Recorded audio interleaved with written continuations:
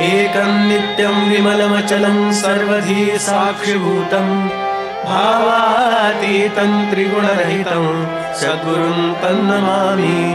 गुरुर्ब्रह्मा गुरुर्विष्णु गुरुर्देवो महेश्वरः गुरुसाक्षात् परब्रह्म तस्मै श्री गुरवे नमः।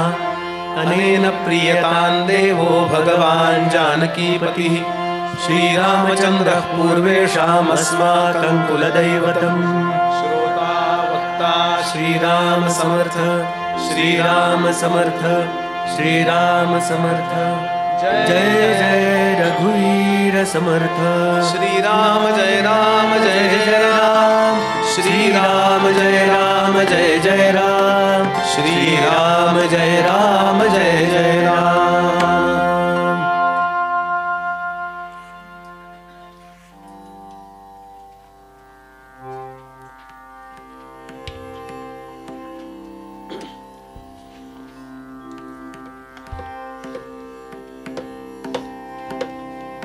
श्रीमद दासबोधाच्या श्रवणासाठी या परिवारमध्ये नित्य आणि नैमित्तिक रीतीने उपस्थित राहणारे सर्व भाविक अधिकारी श्रोते सर्वांच्या हृदयस्थ परमात्म्याला मनापासून नमस्कार करतो। भगवंताची कृपा आपल्यावर व्हावी आणि ती अखंड राहावी असं ज्यांना मनापासून वाटतं आणि यासाठी आपलं वागणं त्या भगवंताला आवडणारं असावं असा जे प्रयत्न करीत असतात अशा धर्मनिष्ठ सज्जनांना वेगळा नमस्कार करतो। अधिकारी, साधक, तत्वचिंतक, श्रेष्ठाचे कला उपासक, समाजातले विविध क्षेत्रातले मान्यवर इथे बसलेले आहेत। सर्वांबद्दल आदराचा भाव व्यक्त करून निरूपणाला सुरुवात करतो। ज्याला असं वाटतं की आपलं जीवन अत्यंत सामर्थ्य संपन्न असावं, आपलं जीवन आतून समाधानी असावं, त्यानं असं समाधानी आणि सामर्थ्य संपन्न जीवन ज्यांचं होतं आणि आहे अशा लोकांचं ऐकावं। छत्रपती शिवाजी महाराज सुद्धा आपलं ताठ मस्तक ज्यांच्या समोर नमवीत असत। व्यंकोजी राजे सुद्धा, तामिळनाडूचे राजे, ज्यांच्याकडून अनुग्रह घेतल्यानंतर कृतार्थतेचा अनुभव घेते झाले। जगामध्ये ज्यांना मॅनेजमेंट गुरु म्हटलं जातं अशा समर्थांनी जे अनेक ग्रंथ लिहिले त्यापैकी एक ग्रंथ आहे श्रीमद ग्रंथराज दासबोध। त्याचा अभ्यास गेले 3 वर्ष सुरू आहे आपला आणि जेवढा वेळ आपल्या जवळ आहे तेवढ्या वेळात आपण जेवढा समजेल, जेवढा आपल्याला आकलन करता येईल ते करून घेण्याचा प्रयत्न करत आहोत। 1-2 श्रवणाने काम भागत नसतं, सातत्यानं ऐकावं आणि अनेक वेळा ऐकावं। म्हणून समर्थांनी याला उदाहरण दिलं, जी ओवी आपण काल पाहिली, सेविलेच सेवावे अन्न, घेतलेच घ्यावे जीवन म्हणजे पाणी, तैसे श्रवण मनन केलेची करावे। लक्षात घ्याल, आपल्याला जगातलं प्रोजेक्शन महत्वाचं नाहीये, आपलं समाधान महत्वाचं आहे। मनुष्याचा सातत्याने एक स्वभाव असतो की तुलना करूनच तो जगतो आणि तुलनेत सुख किंवा दुःख मानतो। याच्यापेक्षा माझ्याकडे चांगला मोबाईल आहे, उगाचच मी स्वतःला सुखी मानतो, आणि यांच्यापेक्षा माझा मोबाईल चांगला नाहीये, त्यांचा 1.5 लाखाचा आहे, माझा 1.25 लाखाचा आहे आणि यांचा 50,000चा आहे। दोन्हीकडे मी काही कारण नसताना सुख दुःख मानत असतो आणि असं जन्मोजन्मी करतो।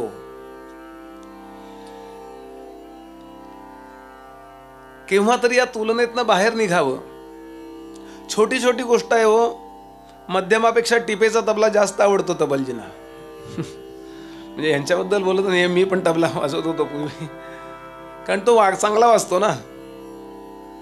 अशा छोट्या छोट्या गोष्टीमध्ये आपण कायम तुलना करीत असतो। केव्हा तरी त्यातनं बाहेर यावं आणि खऱ्या सुखाचा, खऱ्या समाधानाचा शांतपणानं शोध घ्यावा, त्यातही तुलना न करता।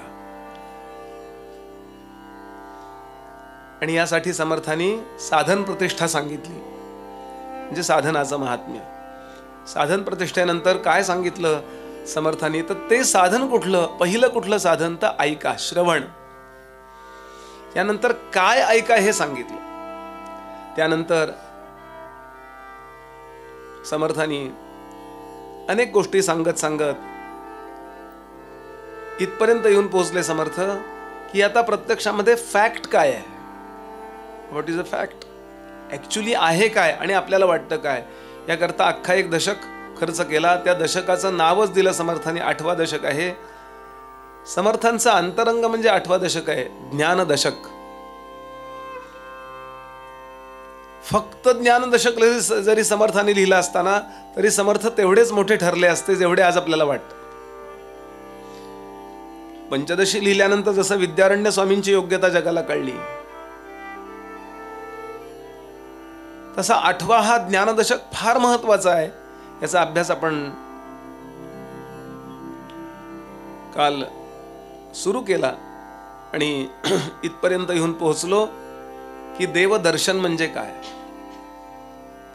पुष्कळ लोकांना देवाचं दर्शन व्हावं असं वाटतं. म्हणजे काय, या डोळ्यांनी बघावं असं वाटतं का? आणि तसं वाटत असेल तर नाशिवंत बघावं असं वाटतंय. आणि या डोळ्यांनी जे जे आपण बघतो ते सगळं नाशिवंत आहे.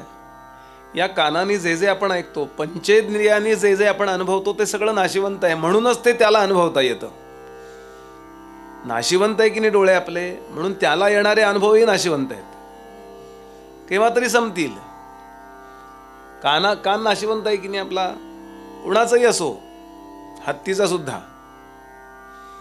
कान केव्हा तरी तो जाळून काय पुरून काय माती होणारच आहे त्याची. म्हणून त्यानं अनुभवलेला विषयही नाशिवंत आहे. म्हणून देवदर्शनाचा आपण काल विचार केला.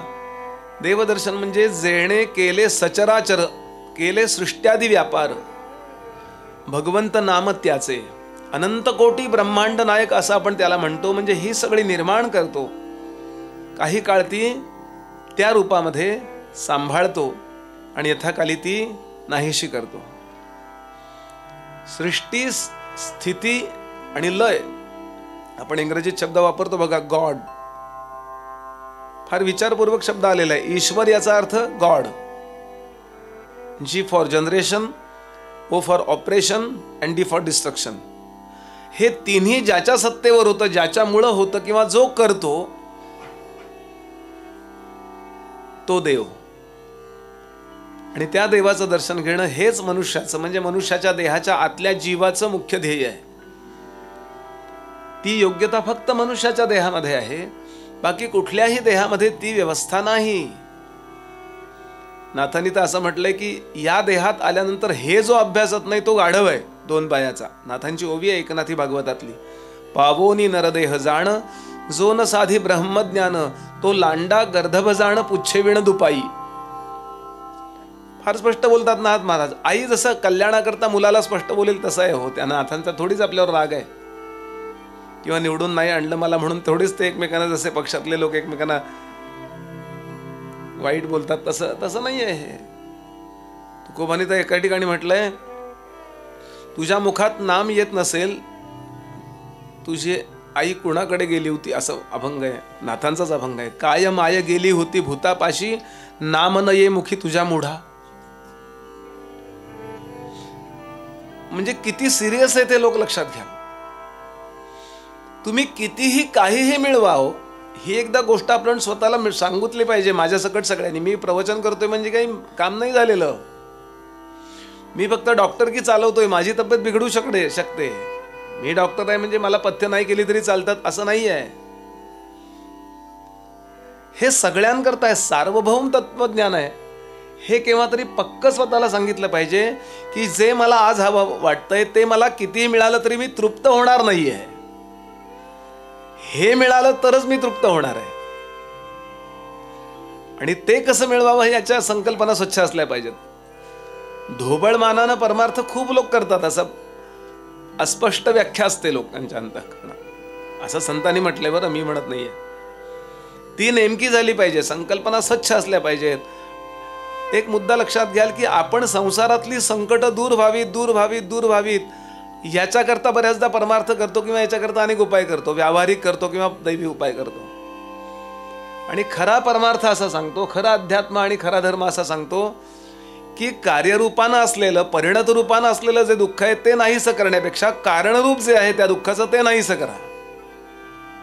थोडं वेदांताच्या भाषेत. म्हणजे अर्जुनाला शोक झाला होता की नाही, पहिला अध्याय घ्या, मी यांना कसं मारू, रडायला लागला तो. धनुष्य खाली ठेवला, थरथरायला लागले त्याचे हातपाय. वेपथुश्च शरीरे मे रोम हर्षश्च जायते. गांडीव नावाचं त्याचं धनुष्य आहे. गांडीव संस्थते हस्तात त्वक्चैव परिदह्यते म्हणतात ना, असं झालं त्याचं. हा शोक कशाचा परिणाम आहे? तर मोहाचा परिणाम सांगितलाय. मोहाचा परिणाम नेहमी शोकच होतो. म्हणून भगवंतांनी पूर्ण गीतेमध्ये शोक नाहीसा केलाच नाहीये, मोह नाहीसा केलाय. कार्याला नाहीसा करण्याच्या भानगडीत जाऊ नका. सून भाई मला असं बोलली हो, सुनेला नाहीसा करू नका किंवा सासूला नाहीसा करू नका. ते जे वाटतंय ना त्याचं कारण नाहीसा करा. प्रवचनाला येताना साधा चहा मागितला 3 वाजता, दिला नाही हो, रडा. कायम रडत असतात लोक. इतकं केलं त्या मुलाकरता, रक्ताचं, जीवाचं, हाडाची. डायलॉग आहेत नाही. पहिल्यांदा बी स्ट्रॉंग. क्षमता असेल तर तुम्ही चहा करा, तिला विचारा तुला पाहिजे का. नो एक्सपेक्टेशन, नो, काय अपेक्षाच नाही हो. देहाकडून आपल्या अपेक्षा करू नका, तर बाकीच्यांचे काय. कारण नाहीस करा. म्हणून काय म्हणतोय अर्जुन शेवटच्या अध्यायात, शेवटचा श्लोक, नष्टो शोकः नाही म्हणत आहे, नष्टो मोहः स्मृतिर्लब्ध्वा त्वत्प्रसादान मयाच्युत स्थितोस्मि गत संदेह करिष्ये वचनंतव. आयुर्वेदाचं म्हणतात ना, आयुर्वेद तुमचा रोग नाहीसा करत नाही, रोगाचं कारण नाहीसा करतो. एक अहमदाबादला डॉक्टर होते, आहेत ते म्हणले रिपोर्ट असे आहेत, रिपोर्ट असे आहेत. ते म्हणले आयुर्वेद रिपोर्ट ठीक करत नाही, आयुर्वेद पेशंट ठीक करतो. मी प्रतिष्ठापना करत नाही बरं, कोणी ॲलोपॅथीवाला असला तर. नाही तर आमच्या विरुद्ध काही नाही. मी उदाहरण देतोय फक्त. त्यातलं काय ते घ्या. आणि त्याच्याकरता समर्थांनी सांगितलं की तुम्ही हे नीट केलं पाहिजे. आणि याच्यासाठी एक खूप महत्वाचा मुद्दा आला की मग हे सगळं कधी होईल, म्हणजे किती टाइम आम्हाला कंझ्युम करायला लागेल. असा काल आपण समारोपाच्या वेळेला मुद्दा पाहिला की किती वेळ नाही का, किती दिवसात तबला येईल विचारतात ना तुमच्याकडे विद्यार्थी. म्हणजे आई वडील विचारतात किती दिवसात हा झाकीर होईल. केस बीस वाढवलेत त्यांनी, फक्त आता थोडा तबला यायचा अवकाश आहे. येतात ना विद्यार्थी असे तबलजी, किंवा कुठलाही घ्या मुद्दा, मला तबला कुठलाही, आमच्याकडे किती दिवसात कीर्तन येईल याला. मीच विचारलं होतं आमच्या करमरकर बुवांना. करमरकर बुवा म्हणून मोठे कीर्तनकार होते गडावर. श्रीधर स्वामी महाराजांनी ज्यांची झांज मंत्रून दिली म्हणून झांज घेऊन उभे राहिले की त्यांचा रंग असायचा. आणि हजारोंची गर्दी हो. बडोद्याला छत्री नावाचा एक भाग आहे, चौकात कीर्तन असायची. तर निजामपूरकर बुवांची कीर्तनं पलीकडच्या चौकात आणि अलीकडच्या चौकात करमरकर बुवांची. निजामपूरकर गुरुजी बुवा हे यांचे करमरकर बुवांचे कीर्तनातले गुरुजी आहेत. तर त्यांनी निरोप पाठवून दिला, तुझं कीर्तन बंद ठेव 8 दिवस, माझी गर्दी कमी होतीये. मस्त, म्हणजे स्ट्रॉंग. आणि काही इतकं साधं कीर्तन हो, म्हणजे बघायला गेलं तर अफाट गर्दी. म्हणलं मला किती दिवसात कीर्तन येईल हो. आपल्याला प्रत्येकालाच वाटतं, असं नाही की मी याला वाटत नाही त्याला वाटतं. त्यांनी सांगितलं ज्या दिवशी तुला कीर्तनाची नशा चढायला लागेल त्या दिवशीपासून तुला कीर्तन यायला लागेल. नशा आली पाहिजे त्याची हो. सगळ्याची गाण्याची, सगळ्याची एक नशा असते. थोडा वेळ त्यानंतर काही नको वाटलं पाहिजे. प्यालेला मनुष्य जर असेल त्याला जगाची नोंद असते का हो. दारू प्यालेला मनुष्य जर असला तो रस्त्याने जाताना कसा जातो, इकडून तिकडं तिकडून इकडं. रस्ता रुंदीकरण विभाग, तुमची मर्सिडीज बेंज असो नाही तर काय बुगाटी असो, ब्रेक तुम्ही मारायचा आहे. तो आपल्या मस्तीत आहे की नाही. अशी मस्ती आली पाहिजे त्या गोष्टीची. लोकाला त्रास देणारी मस्ती नव्हे, आपल्या विद्येची, आपल्या कलेची, आपल्या ध्येयाची मस्ती आली पाहिजे. समर्थ ते सोप्या भाषेत सांगतात. त्यांनी प्रश्न विचारला किती दिवसा होतो मोक्ष.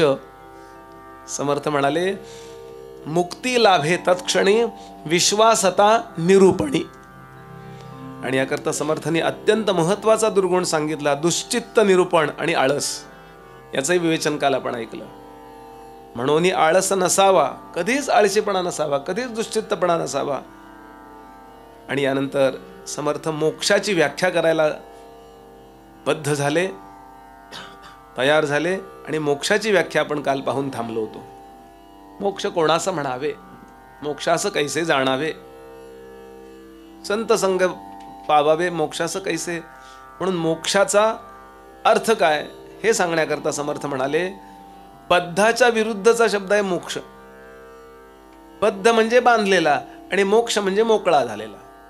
एका या उत्तरेतल्या एका संतांनी छान सांगितलं, मोक्ष म्हणजे मोहाचा क्षय. मोक्ष मोहाचा क्षय म्हणजे काय. पण तर त्यांनी सांगितलं, प्राणी संकल्पे बांधला, जीवपणे बद्ध झाला, तो विवेके मुक्त केला साधुजनी.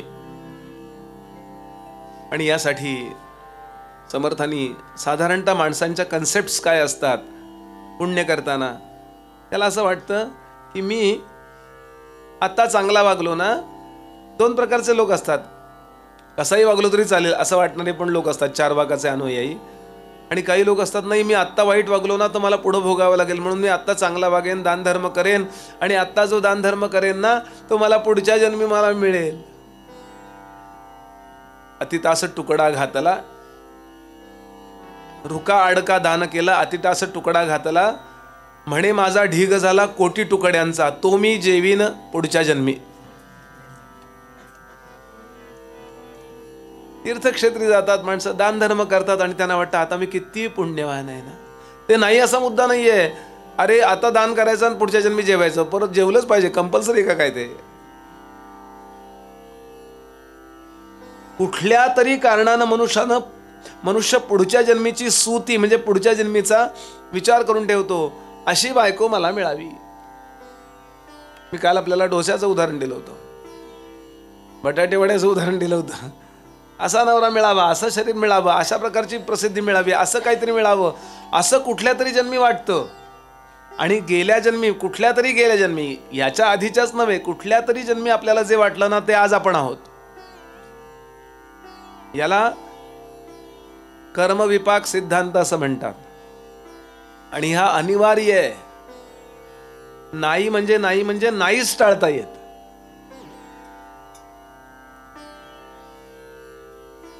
म्हणून नेहमी चांगलं वागावं. पण चांगलं वागावं म्हणजे पुढचा जन्म आलाच पाहिजे याकरता नाही चांगलं वागावं. पण गैरसमज कुठं होतो हे सांगता येत ते. एक खूप सुंदर श्लोक आहे. चांगल्या ठिकाणी जर दानधर्म आपण केला, कुठेही दानधर्म करू नये बरं. तुकोबांचा अभंग आहे, सर्वाभूती द्यावे अन्न, अन्न कुणालाही द्या, दान मात्र पात्र विचारून. मात्र शब्द मी घातलाय बरं का. दान पात्र विचारून. पात्र म्हणजे पात्रा अपात्रतेचा विचार करून दानधर्म करावा, अन्यथा पाप लागतं.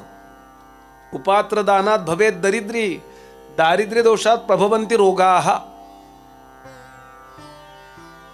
हल्ली भीक मागणे हा व्यवसाय आहे. कोल्हापूरला घडलेली घटना बातमी आली होती मोठी. एक बाई रस्त्यात अशी चौकात त्या सिग्नलवर भीक मागत होती आणि तिचं बाळ रडत होतं आणि त्याच्यावर अशी शाल घातलेली, ते रडतंय त्या असं खरडून रडत होतं. एका चांगल्या गाडीतनं आलेली चांगली श्रीमंत बाई, तिनं पाहिलं त्या बाळाकडून, तिला असं वाटलं तिला बाळ नव्हतं का काय कोणास ठाऊक. आणि ती खाली उतरली, गाडी बाजूला पार्क केली. तिला सांगितलं, बाई मी तुला 200 रुपये देते, मला बाळ नाही, मला 2 मिनिटं याला घेऊ देतेस का. ती म्हणाली घ्या ना, तिला पैसे मिळतात.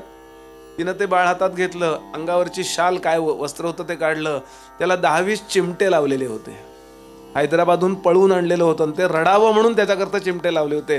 पोलिसांच्या ताब्यात दिलं. बाळ जिथं तिथं गेलं त्या आई वडिलांकडे. व्यवसाय हा, म्हणून खायला द्या आणि तोही पुडा फोडलेला द्या, तर विकून त्याचे पैसे केले जातात. स्ट्रॉंग व्हायला पाहिजे हे. चांगली माणसं तब्येती चांगली भीक मागतात आणि आपण दिलं पाहिजे. आगतिक असेल तर देणं वेगळं आहे. जेवायला द्या, नो प्रॉब्लेम. किती विचार केला असेल तुकोबांनी. त्यांच्या वेळेला ही केस नव्हती, पण त्यांना माहिती चुकीच्या ठिकाणी दानधर्म केला तुम्ही तर काय घडू शकतं. आपण श्रीमंत नव्हतो, एवढे भिकारी श्रीमंत येतो आज. इन्कम टॅक्स भरतायत. मला विनोद करायचा नाही आणि अति सुद्धा काही सांगायचं नाही. सांगायचा भाग असा, पण चांगल्या ठिकाणी दानधर्म केलाच समजा तुम्ही. काय होतं, सुपात्र दानाच भवेत धनाढ्य. चांगल्या ठिकाणी दान केलं तर तुम्ही धनाढ्य होता. धनप्रभावेण करोति पुण्यम. धनाच्या प्रभावानं तुम्ही पुण्य करू शकता. यज्ञ या कधी शक्य आहे? चांगल्या प्रकारचं कर्म कधी शक्य आहे? पैसे असतील तर. धनप्रभावेन करोति पुण्यम, पुण्यप्रभावेन सुरलोक याती. पुण्याईनं तुम्ही स्वर्गात जाता. म्हणाले पुनर्धनाढ्या पुनरेव भोगी. पुन्हा तुम्ही श्रीमंत होऊन जन्माला येता, म्हणजे जन्मारंभ प्रारब्ध निर्माण होतं. आणि पुनरेव भोगी, भोगारंभ प्रारब्ध निर्माण होतं. म्हणजे आपण पर्यायानं अडकतो, अजून त्यात अजून अडकत जातो. ते करू नका मुद्दा नाहीये. म्हणून हिंदीत म्हण आहे, नेकी कर दरिया में डाल. हल्ली कसं अमुक अमुक कर स्टेटस पे डाल.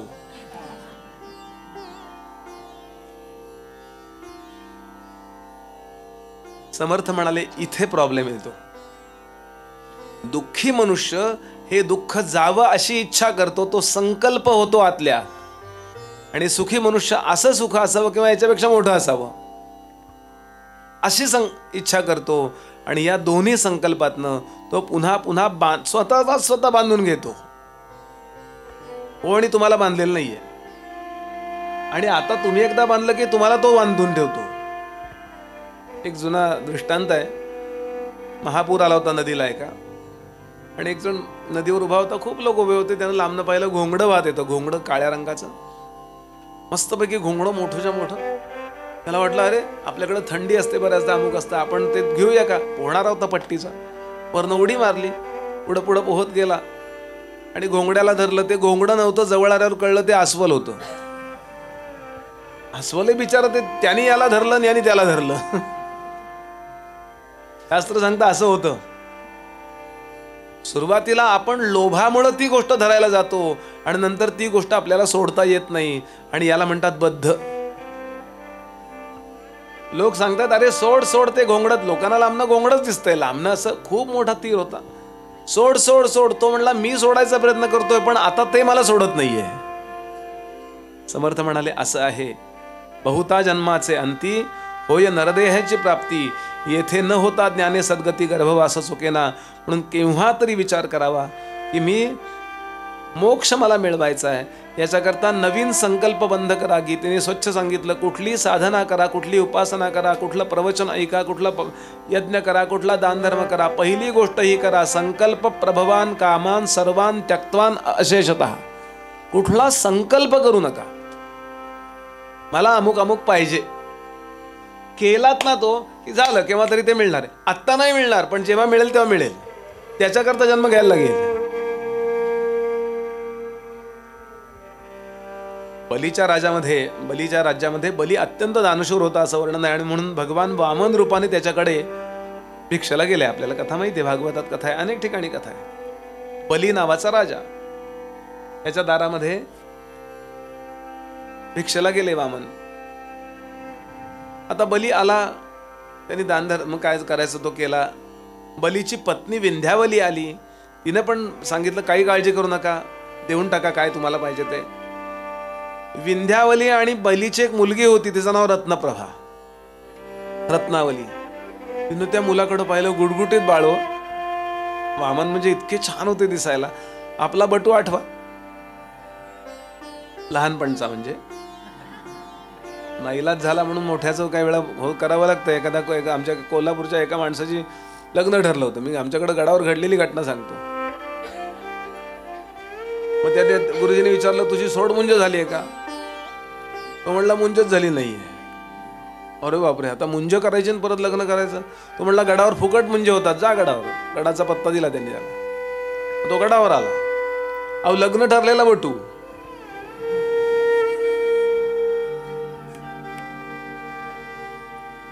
बरं 100 सव्वाशे बटू असतात हो. त्यामुळे पहाटे रात्री 12-1ला आम्ही ते नावी 4-5 नावी बसवतो. चकचकीत गोटा केला पाहिजे. स्टाईल म्हणून नाही मुंज करायची. आमच्या पद्धतीने आम्ही फुकट करणार बरोबर, पण आमच्या पद्धतीने केली पाहिजे. सगळ्यांना गिफ्ट देतो आम्ही, काही तांब्या, संध्येचं वगैरे सगळं, चोळी. आणि फुकट, काही तुम्हाला खर्च नाही. आता बंद केले आम्ही काही वर्षापूर्वी, म्हणजे ते पाण्याचं संकट आल्यानंतर बंद झालं. आणि आमच्याकडं काम असतं मुलांकडं, की काही लोकांनी आसनं वाटायची, काही लोकांनी तांब्या भांडी वाटायची, काही लोकांनी संध्याची पुस्तकं वाटायची, काही लोकांनी त्यात यज्ञ असतो छोटे छोटे म्हणून त्यात समिधा वाटायच्या, काही लोकांनी बटूंची व्यवस्था बघायची, काही लोकांनी आई वडिलांची व्यवस्था बघायची. माझ्याकडं काम होतं त्या बटूंच्या आंघोळी झाल्यावर त्यांना लंगोट्या नेसवायच्या. आले ते सगळे वळीनं उभे होते, छोटी छोटी मुलं, इतकी गुटगुटीत, खूप छान असतात मुले. आणि तो मनुष्य आल्यावर न्हाव्याने विचारलं, मुलाला बोलवा की म्हणला. तो म्हणला मीच मुलगा आहे.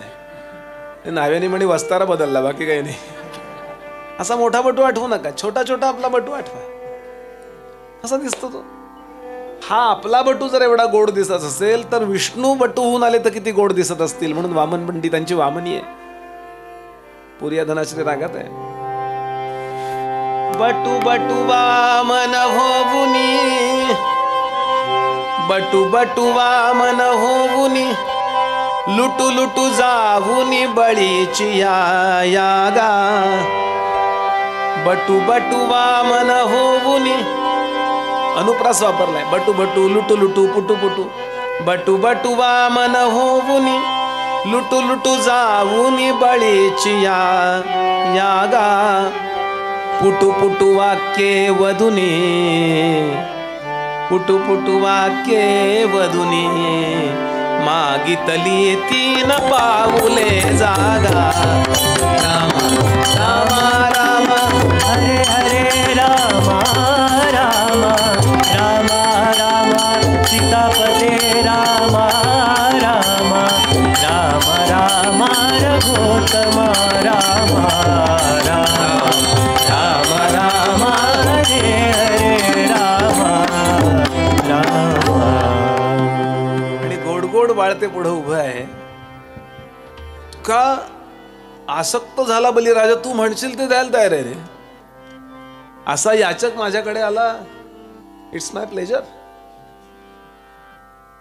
इथपर्यंत ठीक आहे. मागं उभी असणारी 15 वर्षाची मुलगी, साधारण 15 वर्षाची, जिचं लग्न ठरायचंय आता, तिनं त्या मुलाकडे पाहिलं. मी वासनेबद्दल बोलतोय, मी संकल्पाबद्दल बोलतोय.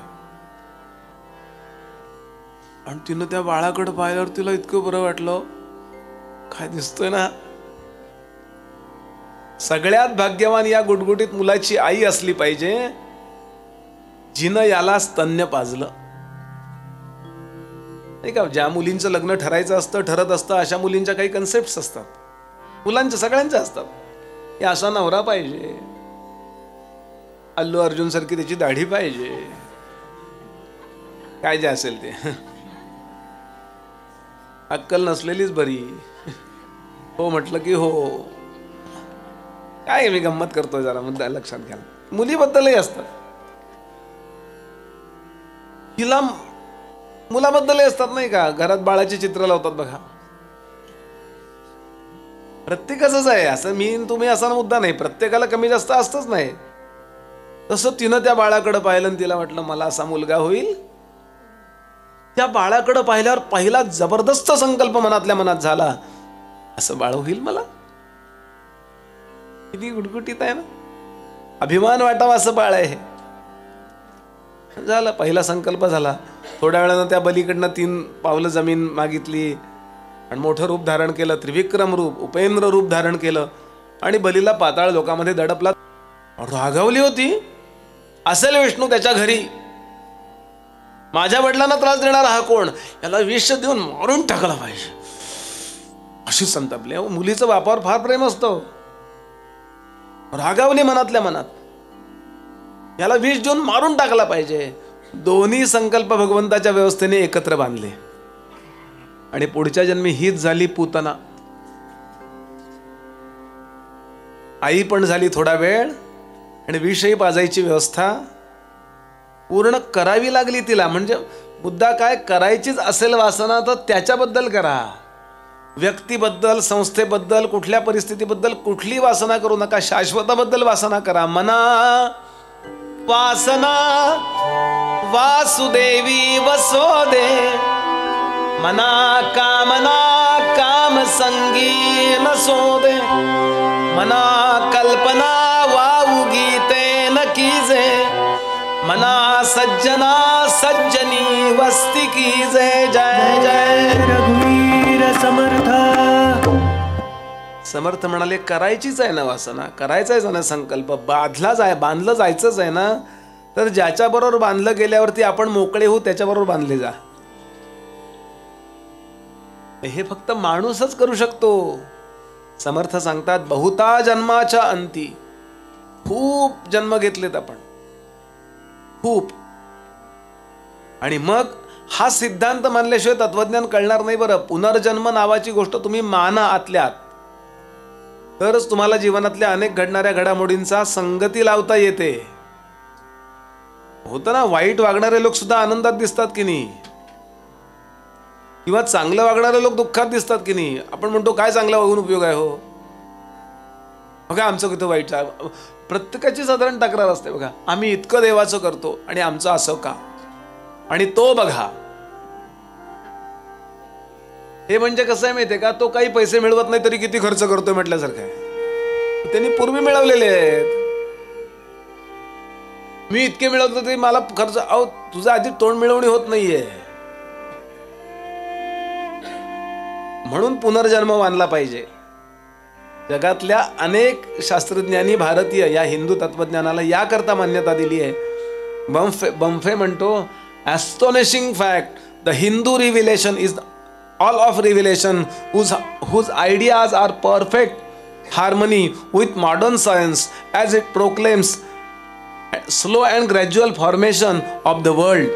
तो असं म्हणतो, सगळेच धर्म आपला धर्मग्रंथ ईश्वर दत्त आहे असे मानतात, पण यामध्ये आम्हाला सर्वश्रेष्ठ वेदच प्रमाण वाटतात, कारण ते आधुनिक विज्ञानाशी जुळतात. हार्मनी शब्द वापरला विथ मॉडर्न सायन्स. तो वैज्ञानिक आहे बरं, तो काही कोणी असा भोळा भाबडा भक्त नाहीये. Slow and gradual formation of the world, सगळ्या जगाची निर्मिती कशी झाली वेदांनी सांगितले. सगळे रूल्स अँड रेग्युलेशन वेदांनी आणि सगळ्या नंतर आलेल्या वेदांच्या लेकरांनी, वेदशास्त्र, पुराण, संत वाङ्मय, हे सगळं. आणि म्हणून आज आपला हिंदू धर्म जगात प्रसिद्ध होत चाललाय. तलवारीच्या जोरावर आपल्या धर्माचा प्रचार नाही झालेला, मारून मुटकून असं नाही झालेलं आपलं. अहो जगातले किती लोक, मी हे उदाहरण अनेकदा दिलं असेल, रॉबर्ट ज्युलियट, माझं नाव चुकेल काही, जी हॉलिवूड मधली आपल्याकडे जशी मधुबाला होऊन गेली, ही आहे अजून. रॉबर्ट जुलिया काय बघा, नाव माझं चुकेल. तिनं फक्त आपल्या हास्याने जगाला वेड लावलं. बॉलिवूड मधली नाही बरं, एक कपडा कमी करून वेड लावणारी. हॉलिवूड मधली आहे, अत्यंत स्टँडर्ड. फक्त हास्याने, तिचा पिक्चर एखादा पाहिला असेल कोणीतरी, आठवेल आपल्याला. फक्त हास्याने वेड लावलं जगाला. तिला 10 वर्षापूर्वी हिंदू धर्म इतका पटला, तिनं हिंदू धर्मामध्ये प्रवेश घेतला. परवा एका चॅनेलवरती एक मौलवी रडून सांगत होते. काय सांगू म्हणाले, हिंदू धर्माचा मोह असा आहे की गेल्या 2 वर्षामध्ये साधारण 6.5 लाख मुलींनी हिंदू धर्म स्वीकारलाय आमच्या इस्लाम धर्मातल्या. असं रडून सांगत होता मनुष्य. कशा करता? ह्या सगळ्या गोष्टी आपल्यामध्ये आहेत म्हणून. नुसतं स्वतःला चांगलं मानू नका, तो का चांगला आहे धर्म हे जाणलं पाहिजे. नुसतं दारावर पाठी, गर्व से कहो हम हिंदू है, गळ्यात नाही जानवर, डोक्याला नाही शेंडी, असला हिंदू आहे. अर्जुनाचं काम महाभारत सिरियल मध्ये केलंय ना, त्याचं नाव, तो मुसलमान आहे, पण महाभारत सिरियलचं रेकॉर्डिंग संपल्याबरोबर त्यानं हिंदू धर्म स्वीकारला. गीता वाचली ती, त्यामुळं ही पॉवर आहे हो. कशाला तो स्टीव्ह जॉब आणि त्याची बायको आली होती महाकुंभात आंघोळी करायला? काही कळत नाही का त्यांना? ऍपलवाल्यांना, ऍपलचे मालकच आहेत ना ते, बरोबर बोलतो ना मी. हे मी कशासाठी सांगतोय की तुम्हाला या गोष्टी मानाव्या लागतील. समर्थ सांगतात खूप जन्माने आपला मनुष्य देह आलाय. विश्वाचा निर्माता कोण आहे याचा विचार करण्याचं सामर्थ्य गाढवात नाही आहे हो. गाढव वाईट नाहीये, गाढवामध्ये गुण आहेत. चाणक्याने कुणाकडून काय गुण घ्यावा हे लिहिलेलं आहे. गाढवाकडून काय घ्यावं, मुंगीकडून काय घ्यावं, माणसाकडून काय घ्यावं हे लिहिलेलं नाहीये ते. माणसाने घ्यावं असं लिहिलंय. कुठलाही 10-12 साप जमलेत आणि ते वर्ल्ड फॉर्मेशनचा विचार करतात, असं आहे का काही? ती क्षमता फक्त मनुष्याच्या देहात आहे आणि हे प्रूव्हन आहे, हे सिद्ध झालेलं आहे. हो, समर्थ सांगतात किती विचार केला पाहिजे, पुढचा जन्म मला यावा याच्याकरता संकल्प करूच नका, ठरवून टाकावा एकदा. किती छान आहे ना यांच्या घरातला हा तांब्या असा पाहिजे. आता तांब्या करता जन्म घ्यायला लागेल, मग तेव्हा बादली आवडेल यांच्याकडची. अरे काय एक एक छोट्या छोट्या गोष्टी करता. काय मर्सिडीज बेंज आहे हो यांची. परत यायला गेलो टेस्ला पाहिली, बापरे. अहो त्यानं ऑटोवर टाकून दिली, तो म्हणला बुवा बिंदास बसा. मी घाबरूनच बसलो. म्हणलं आमच्या इंडियात चालणार नाही, कुठनं कुत्रं भस्कन येईल, त्याच्यात कॅमेऱ्याला कळायच्यात ते खाली जाईल. म्हणलं असं माझ्याजवळ असावं, असं म्हणजे कशाबद्दलच वाटून देऊ नये. आणि याकरता समर्थ पुढचा मुद्दा बोलतात, नरदेह माध्यम. स्वतःच्या मिळालेल्या देहाचे मूल्य आधी जाणा. नरदेह माध्यम सुलभम सुदुर्लभम. भागवतातला श्लोक आहे, प्लवम सुकल्पं गुरु कर्णधारम मयानुकूलेन नभस्वतेरितं पुमान भवाब्धिम न तरेत स आत्मः. उदाहरण दिलंय त्यांनी. छान प्रकारचा समुद्र आहे, मोठाच्या मोठा आहे, स्फटिकासारखं पाणी आहे, बुडण्याची शक्यता आहे. म्हणून आपल्याला परमेश्वराच्या व्यवस्थेने उत्तम नरदेह रूपी नौका दिली आहे. प्लवम, प्लवम म्हणजे नौका. छान प्रकारची शिड त्याला आहेत. शिड म्हणतात ना, अशी शिड बदलतात आणि आपल्याला हवा तसा वारा हे करून ऍडजस्ट करता येते दिशा. चालवायला सद्गुरू बसलेले आहेत. म्हणजे जे भवत सागरामध्ये तरुण न्यायला आलेत, जर नौका मोडली तर ते पोहू शकतात. मास्टर आहेत, ते प्रभू आहेत. बरं, भगवान सांगतात माझ्या कृपेचा वारा सर मी सोडलेला आहे तुम्हाला. कृपेचा वारा म्हणजे तुम्ही योग्य दिशेला जाल अशी व्यवस्था आहे. काय काय दिले तुम्हाला मी? भवसागरामध्ये तरुण जायला चांगली नौका दिली आहे, चालवायला सद्गुरूंसारखा प्रत्यक्ष अधिकारी सत्पुरुष दिलाय, तुमच्या त्या शिडांना योग्य वारा येईल अशा प्रकारचा अनुकूल वारा. त्यांनी म्हटलंय मयानुकूलेन नभस्वतेरितम. इतकं सगळं मी तुम्हाला दिलेलं आहे.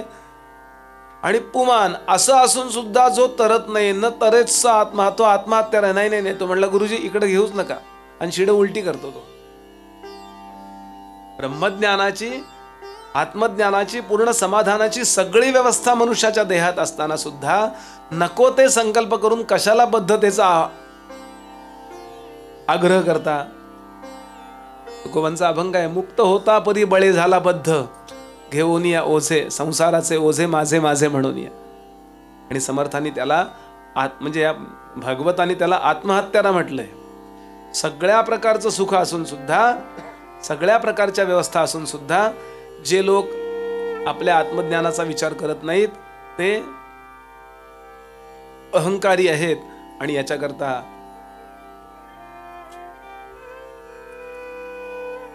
आणि माझं चुकतंय असं वाटतच नाही. हो, एक अभंग आपल्या समोर ठेवतो. खूप वेळा ऐकलंय, त्यांना आवृत्ती होईल कदाचित. मी पुरोज मध्ये कधी बोलूनही गेलो असेल. त्यातलं एक चरण परवा मी बोललो होतो.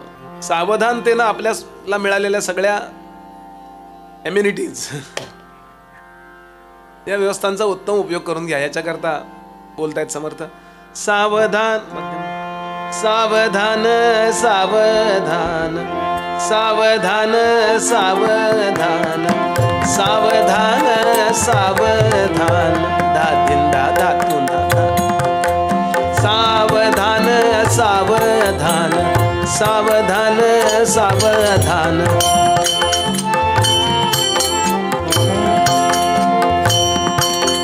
सावधान सावधान सावधान सावधान वाचे बोला राम नाम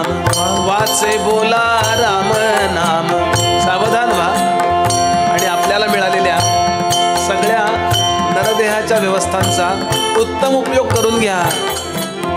ऐका, नाहीतर काय होतं, 10 वर्षे बालपण, 20 वर्षे होतारुण्य, अंगी जडला अभिमान, तेव्हा न घडे हो साधन. सावधान सावधान सावधान सावधान.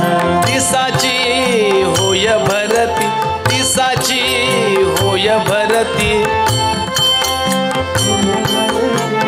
दारा पुत्र ते लाभती, दारा पुत्र ते लाभती, त्यातची पडे भ्रांती, न कळे स्वरूप स्थिती. सावधान सावधान सावधान सावधान.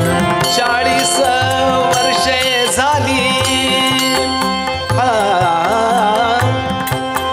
40 वर्षे झाली, डोळा 40शी ती आली, डोळा 40शी ती आली, नेतासी भुली पडली, नेत्रासी भुली पडली, येता न दिसे जवळी. सावधान सावधान सावधान सावधान सावधान सावधान सावधान सावधान.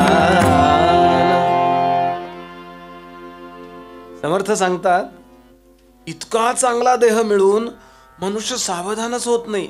पहिल्यांदा समर्थांचा लाडका शब्द आहे सावधान, आणि समर्थांचा नावडता शब्द आहे आळस.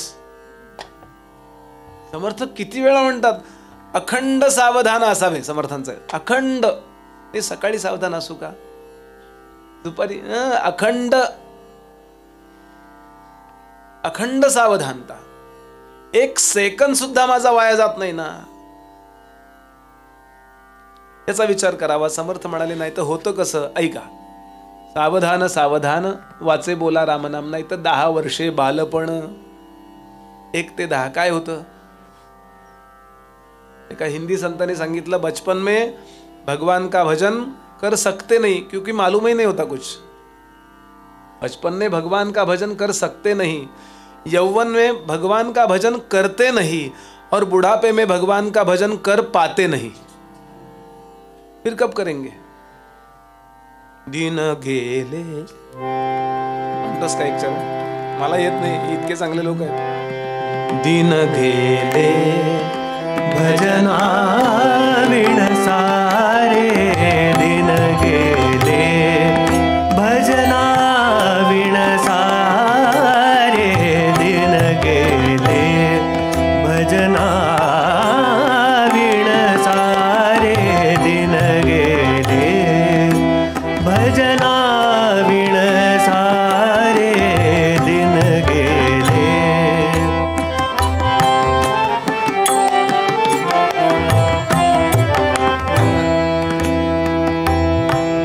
हो बालपणा रमण्यात गमविला, बालपणा रमण्यात गमविला, बालपणा रमण्यात गमविला, यौवनात धन लौकिक प्याले, यौवनात धन लौकिक प्याले, दिन गेले भजना विण सारे, दिन गेले,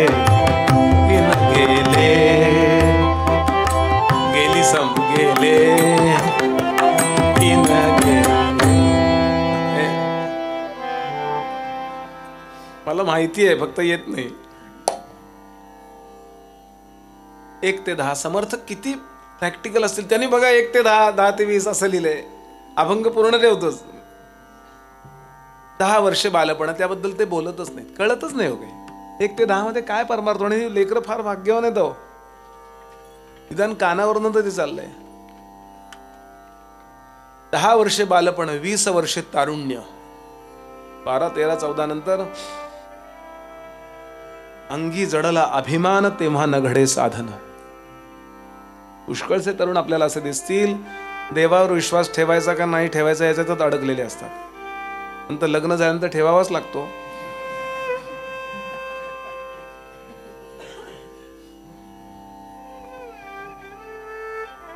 शरीराच्या तारुण्याचा आणि त्या अवस्थेचा प्रभाव आपल्या अंतःकरण वृत्तीवर अवास्तव होतो. एवढी कॉन्फिडन्स म्हणजे ओव्हर कॉन्फिडन्स असतो तेव्हा. आणि जरा वृद्ध झालेलो की कॉन्फिडन्स कमी होतो. मुलगा मला विचारेल का, सून मला विचारेल का, त्यांनी विचारलेलं मला ऐकू येईल का.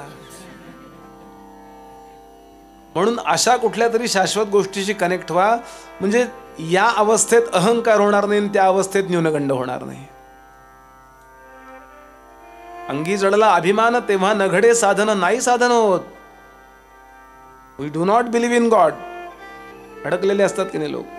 फार भाग्याने या सगळ्या कन्सेप्ट क्लिअर होतात. बरं, माहिती असणं वेगळं. मी नेहमी सांगतो, आस्तिक आहात म्हणजे तुम्ही परमार्थिक आहात असं नव्हे. तिसाची होय भरती दारा पुत्र लाभती. पत्नीला दारा म्हटलंय का, सारखी दाराजवळ पाठवते, हे घेऊन या ते घेऊन या म्हणते म्हणून. आमचा गावठी अर्थ आहे, खरा अर्थ वेगळा आहे. दारा पुत्र लाभती. लग्न झाल्यावर त्या दोघांना खूप वेळा असंच वाटतं फक्त आपल्या दोघांचंच लग्न झालंय. सगळ्यांना विसरून जातात बघा थोडा वेळ. तुका म्हणे केला बयेने गाढव, घेतलीसे धाव मनासवे. फार कमी लोकांच्या मध्ये एवढी मॅच्युरिटी असते की पत्नी तर आहेच आहे किंवा पती तर आहेच आहे, पण मी जगाशी पण चांगला वागेन. मशगूल हे काय, व्हॉट इज इट. मला आई करता वेळ देता आला पाहिजे, वडिलांना सगळ्यांकरता. पहिल्यासारखंच लग्न झाल्यावर माझं वागणं बदलता कामा नाही, अजून चांगलं झालं पाहिजे. पण दारा पुत्र लाभती समर्थ म्हणाले, त्यातची पडे भ्रांती नकळे स्वरूप स्थिती. 40 वर्ष झाली, डोळा 40 आली, नेत्रासी भुली पडली, येता न दिसे जवळी. 20ची नोट आणि 500ची नोट कॉमन वाटते हो चष्मा काढल्यावर.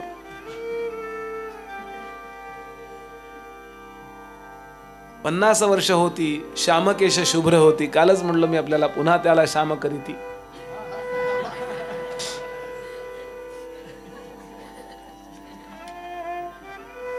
परमार्थ कळलेल्या व्यक्तीने कधीही कलप करू नका.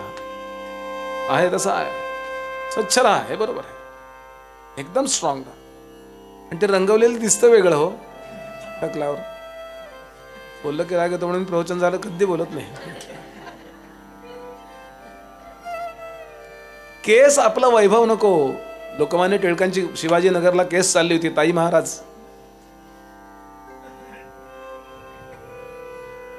आणि वकिलांनी प्रश्न विचारला, प्रतिपक्षाच्या वकिलांनी, बळवंतराव तुमची इस्टेट कुठं आहे.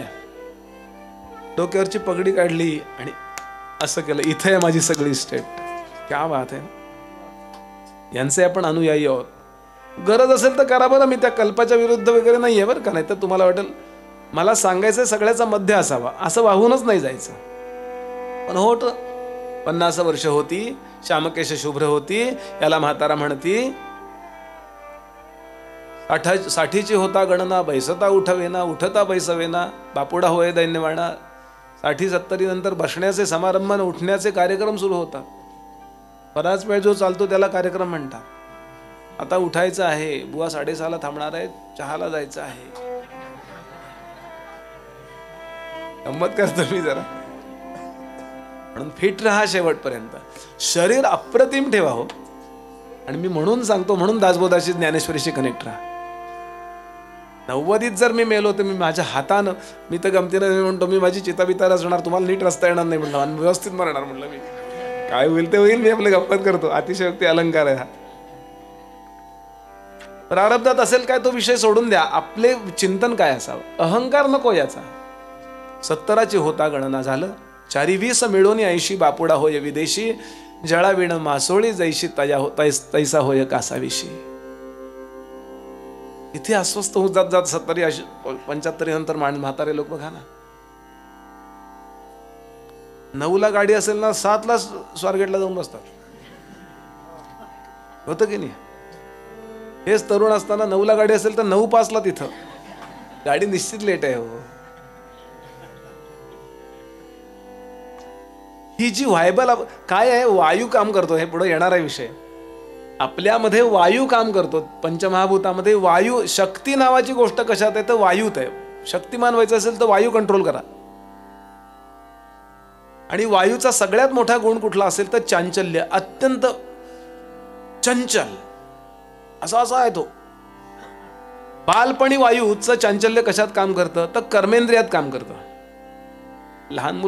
लहान मुलं कधी गप्प नसतात बघा. त्यांचे हातपाय सारखे हालत असतात बघा. अगदी तान्ही मुलं नुसते शांत आहेत. आजारी असेल तर शांत असतात. ती दंगा करतात मुलं. पुष्कळ मुलं अशी चवड्यावरच चालतात बघा. छोटी छोटी मुलं आठवा, त्यांना गप्प नाही बसवत. घर घर घर घर घर घर घर घर झोपली तर शांत असतात किंवा आजारी असतील तर शांत असतात. पण ते वायूचं चांचल्य सहन होत नाही, ते सहन करत नाही. ते कर्मेंद्रियात असतं लहानपणी. तारुण्यात ते ज्ञानेंद्रियात येतं. कोण आली ती? कुठं गेला तो? चांचल्य येतं कुठं? ज्ञानेंद्रियात. आणि वृद्धपणी ते मनात जातं.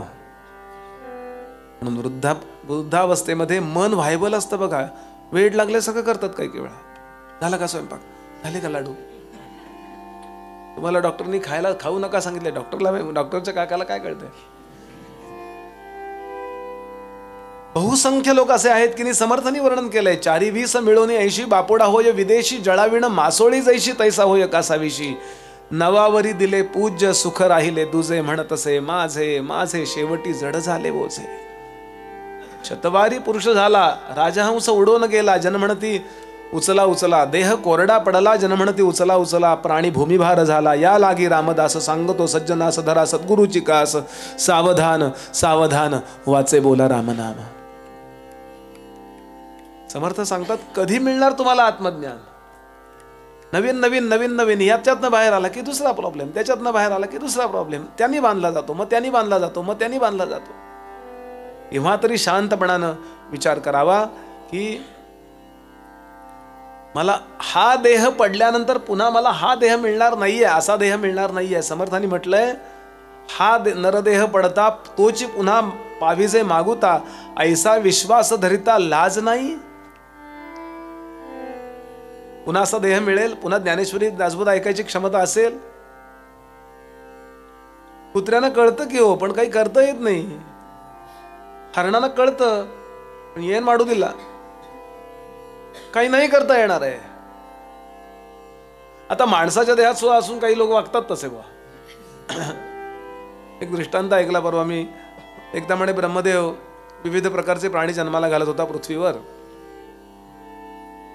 माणसाच्या म्हणजे माणसाच्या देहात जाण्याचे जे जीव होते त्यांनी फार गर्दी केली. आम्हाला जन्माला घाला, आम्हाला जन्माला घाला, आम्हाला जन्माला घाला, आम्हाला जन्माला घाला. ब्रह्मदेव म्हणले चुप बसा, सध्या प्रोडक्शन बंद आहे.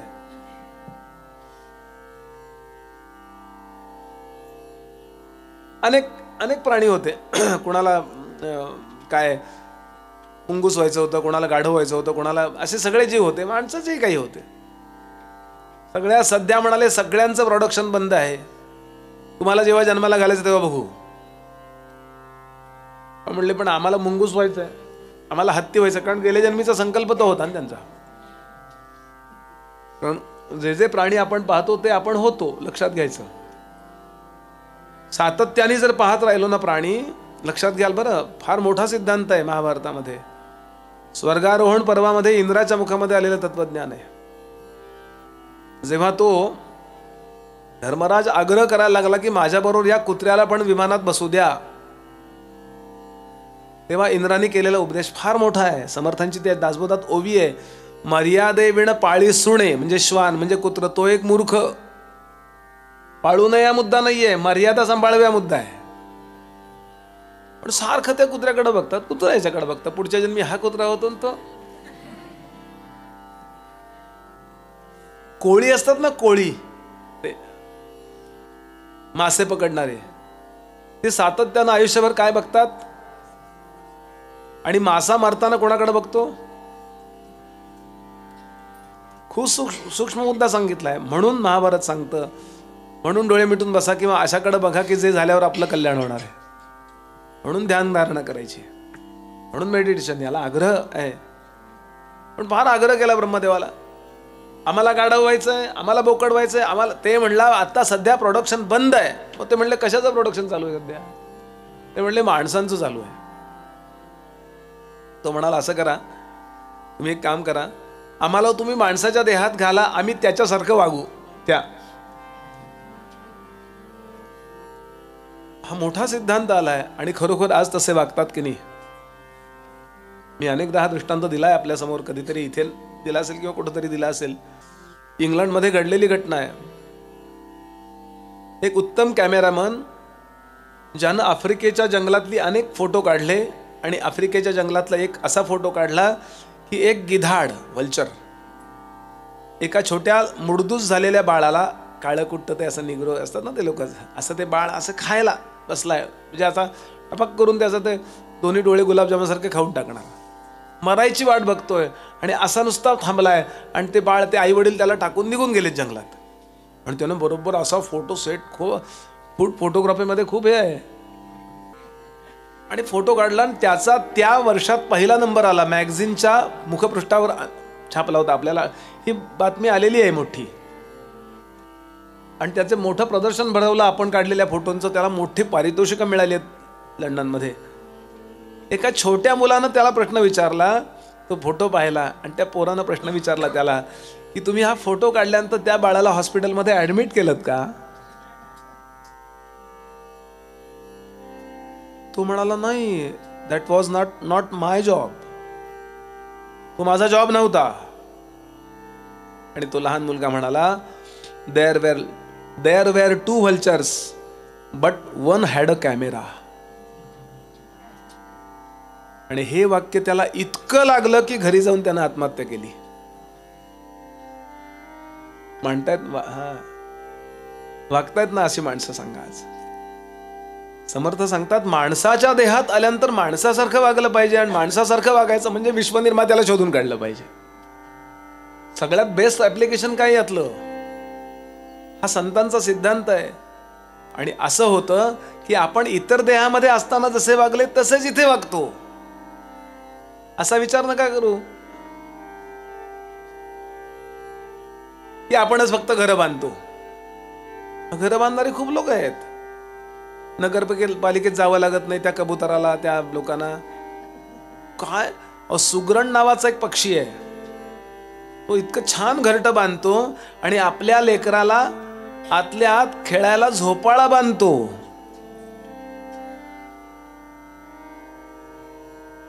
शेणातले किडे सुद्धा किती छान मजले तयार करतात ना. बरेचदा पावसाळ्यात वगैरे असं शेण रस्त्यावर पडलंय, मोठा पू असा पडलाय, आणि बऱ्याच वेळ पाऊस पडला नाही, गाडी गेली नाही की, आणि असं ऊन पडलं की वरचा भाग कडक होतो ना, बारीक बारीक बारीक असं काळे असे गोल किडे होतात बघा. आणि ते 1st floor, 2nd floor, 3rd floor, आणि कधीतरी टेरेसवर येऊन दिस इज माय बंगलो.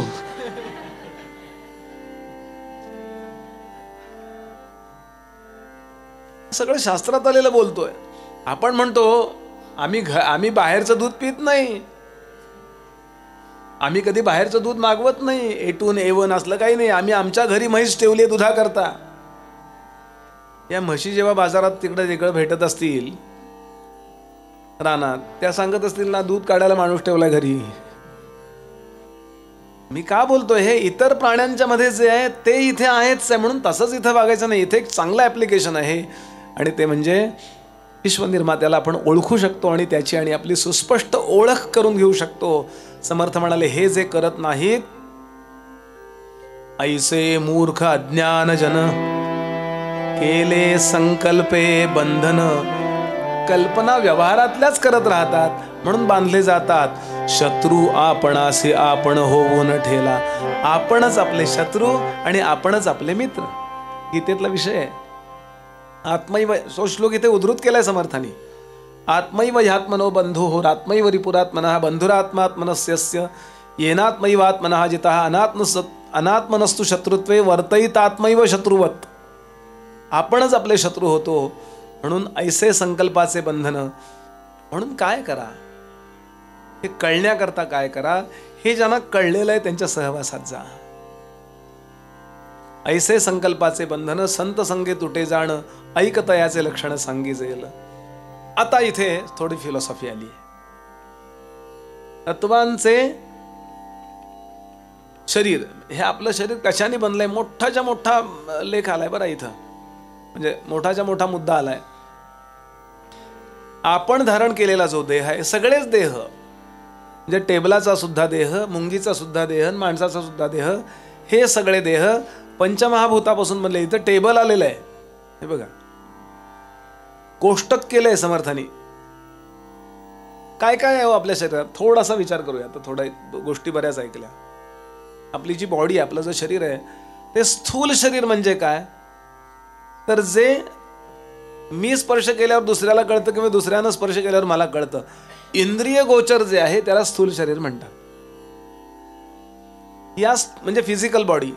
या फिजिकल बॉडीमध्ये आतमध्ये एक सूक्ष्म शरीर आहे, त्याला ऑस्टल बॉडी म्हटलंय ग्रीक तत्वज्ञानाने, आणि त्याच्या आतमध्ये एक कॉझल बॉडी आहे. अशी 3 शरीर आहेत बरं, तशी 5 आहेत. मी फार डोकं फिरायला नको म्हणून थोडक्यात भागवतोय. स्थूल शरीर कशाचं बनलंय? तर पंचमहाभूताच्या स्थूलांशापासून म्हणजे रजांशापासून बनलेलं आहे. त्यांनी यादीच केली आहे कशापासून काय बनलंय. हे सगळं भागवतात आलेलं आहे, हे सगळं वेदांमध्ये आलेलं आहे. आता गंमत म्हणजे आपली ज्ञानेंद्रिय आणि कर्मेंद्रिय आणि पंचप्राण, पंच ज्ञानेंद्रिय आहेत, पंच कर्मेंद्रिय आहेत, पंचप्राण आणि मन बुद्धी, या 17 गोष्टींच्या फॉर्म्युलाला जीव असं म्हणतात. तो जीव देहातून आतून फिट केलेला आहे. जिओचं कार्ड जसं मोबाईलमध्ये आतमध्ये फिट केलेलं असतं, आणि तो नंबर त्या मोबाईलचा असतो का त्या कार्डाचा असतो? बोला. मोबाईल नंबर म्हणतो आपण, पण समजा त्या मोबाईलमध्ये दुसरं कार्ड घातलं तर नंबर बदलला ना. म्हणजे नंबर कुणाचा आहे? कार्डाचा आहे. जीव आहे तो, ते जीव यातनं आतनं फिट केलेला आहे. म्हणून स्थूल शरीर जे आहे ती फक्त टोपणं आहेत, आणि सूक्ष्म शरीर आहे ती आतलं सॉफ्टवेअर आहे. ही पंच कर्मेंद्रिय कुठली कुठली आहेत? तर त्यांनी सांगितलं वाचा, पाणी, पाद, शिस्न, गुण, कर्मेंद्रिय पंचक. सगळ्यात सोपं करून सांगतोय. पाय नावाची गोष्ट, पाद नावाचा जे कर्मेंद्रिय, कर्म करणारं इंद्रिय म्हणजे कर्मेंद्रिय, आणि ज्ञान घेणारं इंद्रिय म्हणजे ज्ञानेंद्रिय. सोपं करा, फार अवघड आहे असं आपणच विचार करतो कारण नसताना. हे अवघड नाही आहे. नीट ज्याला खारट तिखट मीठ कळतं त्याला वेदांत कळतो. काय होतं, आपण याच्याबद्दल एक बऱ्याच लोकांनी असं ठरवून हे काय आपल्याला कळण्यासारखं नाही आहे. काही लोक तर जरा आसपास व्यवस्थित बसतात ना. आता सांगा म्हणले तुम्ही, बरोबर, चालू द्या, खांबाला टेकून बिकून. हे कळल्याशिवाय परमार्थ कळणार नाही हो. तुकोबांच्या गाथेत हेच आहे, ज्ञानेश्वरीमध्ये हेच आहे, दासबोधामध्ये हेच आहे, भागवतामध्ये हेच आहे. एकदा कळून घ्यायचंय, कारण सोडून द्यायचे ते कळून, एकदा कळून घ्यायचं. कर्म करणारी जी इंद्रिय आहे, ज्ञानेंद्रिय, ती कर्म करणाऱ्या देहाच्या गोलकामध्ये बसवलेली आहेत. इकडून तिकडं जाण्याचं जे व्यवस्थापन आहे ते पाद नावाच्या म्हणजे पाय नावाच्या कर्मेंद्रिया गोलकामध्ये बसवलंय. म्हणून पायात पाय बसवलेले आहेत, लक्षात घ्या. हातामध्ये हात बसवलेले आहेत. हात हे गोलक आहे, आणि हस्त म्हणजे कर्म करण्याकरता असणारं सूक्ष्म सॉफ्टवेअर. लक्षात घ्या, हार्डवेअर आणि सॉफ्टवेअर कळतं की नाही आपल्याला, हे बसवलेलं आहे. याचप्रमाणे कर्मेंद्रिय आहेत. नेत्र नावाच्या गोलकामध्ये चक्षु नावाचं ज्ञानेंद्रिय बसवलेलं आहे. कर्ण नावाच्या गोलकामध्ये श्रवण नावाचं ज्ञानेंद्रिय बसवलेलं आहे. त्वचा नावाच्या गोलकामध्ये, गोलक म्हणजे टोपण, टोपणामध्ये त्वक नावाचं ज्ञानेंद्रिय बसवलेलं आहे. नासिक नावाच्या टोपणामध्ये गोलकामध्ये घ्राण नावाचं ज्ञानेंद्रिय बसवलेलं आहे. नाक चांगलं असतं पण वास येत नाही की नाही, म्हणजे ज्ञानेंद्रिय बिघडलंय. टोपण व्यवस्थित आहे. हे थोडं कळायला अवघड आहे, पण समजून घ्या. काही वेळा असं होतं की अगदी सोपं करून सांगतो. नेत्र नावाचं ज्ञानेंद्रिय आहे, समोर चेक पडलेला आहे, पण मन व्हायबल झालेलं असलं ना की त्या मनाच्या चांचल्याचा परिणाम नेत्राच्या आतमध्ये असणाऱ्या चक्षु नावाच्या ज्ञानेंद्रियावर होतो, आणि परिणाम समोर चेक असून दिसत नाही. कुठे गेला, आता हे ओरडतील किंवा आता ही ओरडेल, काहीतरी काय करू असं मनातल्या मनात.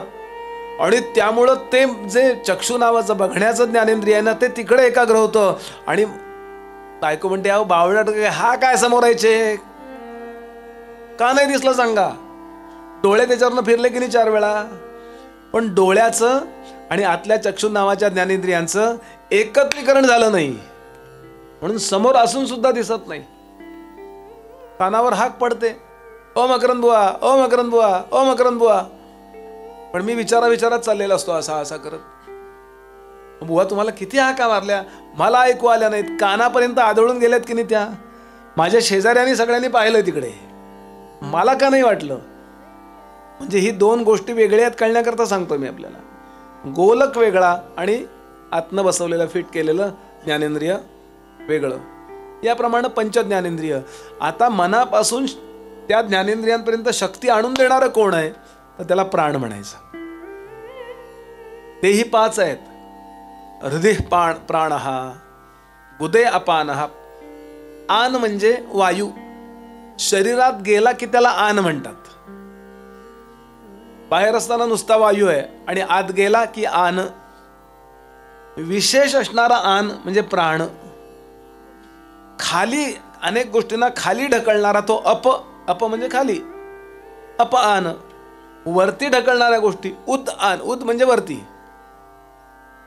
हृदय प्राण, उदय अपान, समानो नाभिमंडले. समान नावाचा जो वायू आहे तो आपल्याला तोल सांभाळायला मदत करतो आणि म्हणून तो नाभीत आहे. त्याचं ठिकाण एकच वायू पण 5 प्रकारांनी विभागला जातो या नाभीमध्ये आहे. आणि तो आपला तो नाभीपासून बाजूला सरकल्याशिवाय झोप येत नाही. लक्षात घ्या, नाभीपासून दूर सरकला की आपण गाढ झोपतो.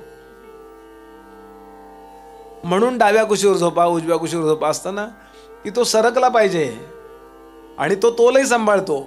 इथून बाजूला बेंबीपासून बाजूला सरकला की झोप लागते, झोप लागायची व्यवस्था होते.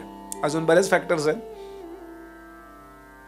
म्हणून जागे झालो आणि आपण उठून चालायला लागलो की तो नाभीमध्ये यायला जो काय सेकंदभर वेळ लागतो तोपर्यंत आपल्याला तोल सावरता येत नाही बघा. असं होतं की नाही जरा, का अजून यायचा आहे तो म्हणून लगेच उठून धावू नका मोबाईलकडं. जरा थांबा, वेट. हृदय प्राण, गुदे अपान, समानो नाभिमंडले, उदानो कंठदेशस्यात्. उदान नावाचा वायू इथे असतो आपल्याला. अजून त्यांचे 5 अजून सेवर आहेत. टुकल आहे, धनंजय आहे. मेल्यानंतर सुद्धा धनंजय नावाचा एक वायू, बाकी सगळं जातं. मेल्यानंतर सुद्धा धनंजय बराच वेळ राहतो बरं आपल्यामध्ये. म्हणून प्रेताची पण दाढी वाढते बघा. आणि धनंजय अजून काय करतो, प्रेत फुगवतो. म्हणून लवकर जाळा म्हणतात ना, फुगवतो. हे सगळं आयुर्वेदातलं सांगतो मी आपल्याला. आणि हे आयुर्वेद हा वेदांचाच उपमुद्दा आहे. उपवेद आहेत ना ते.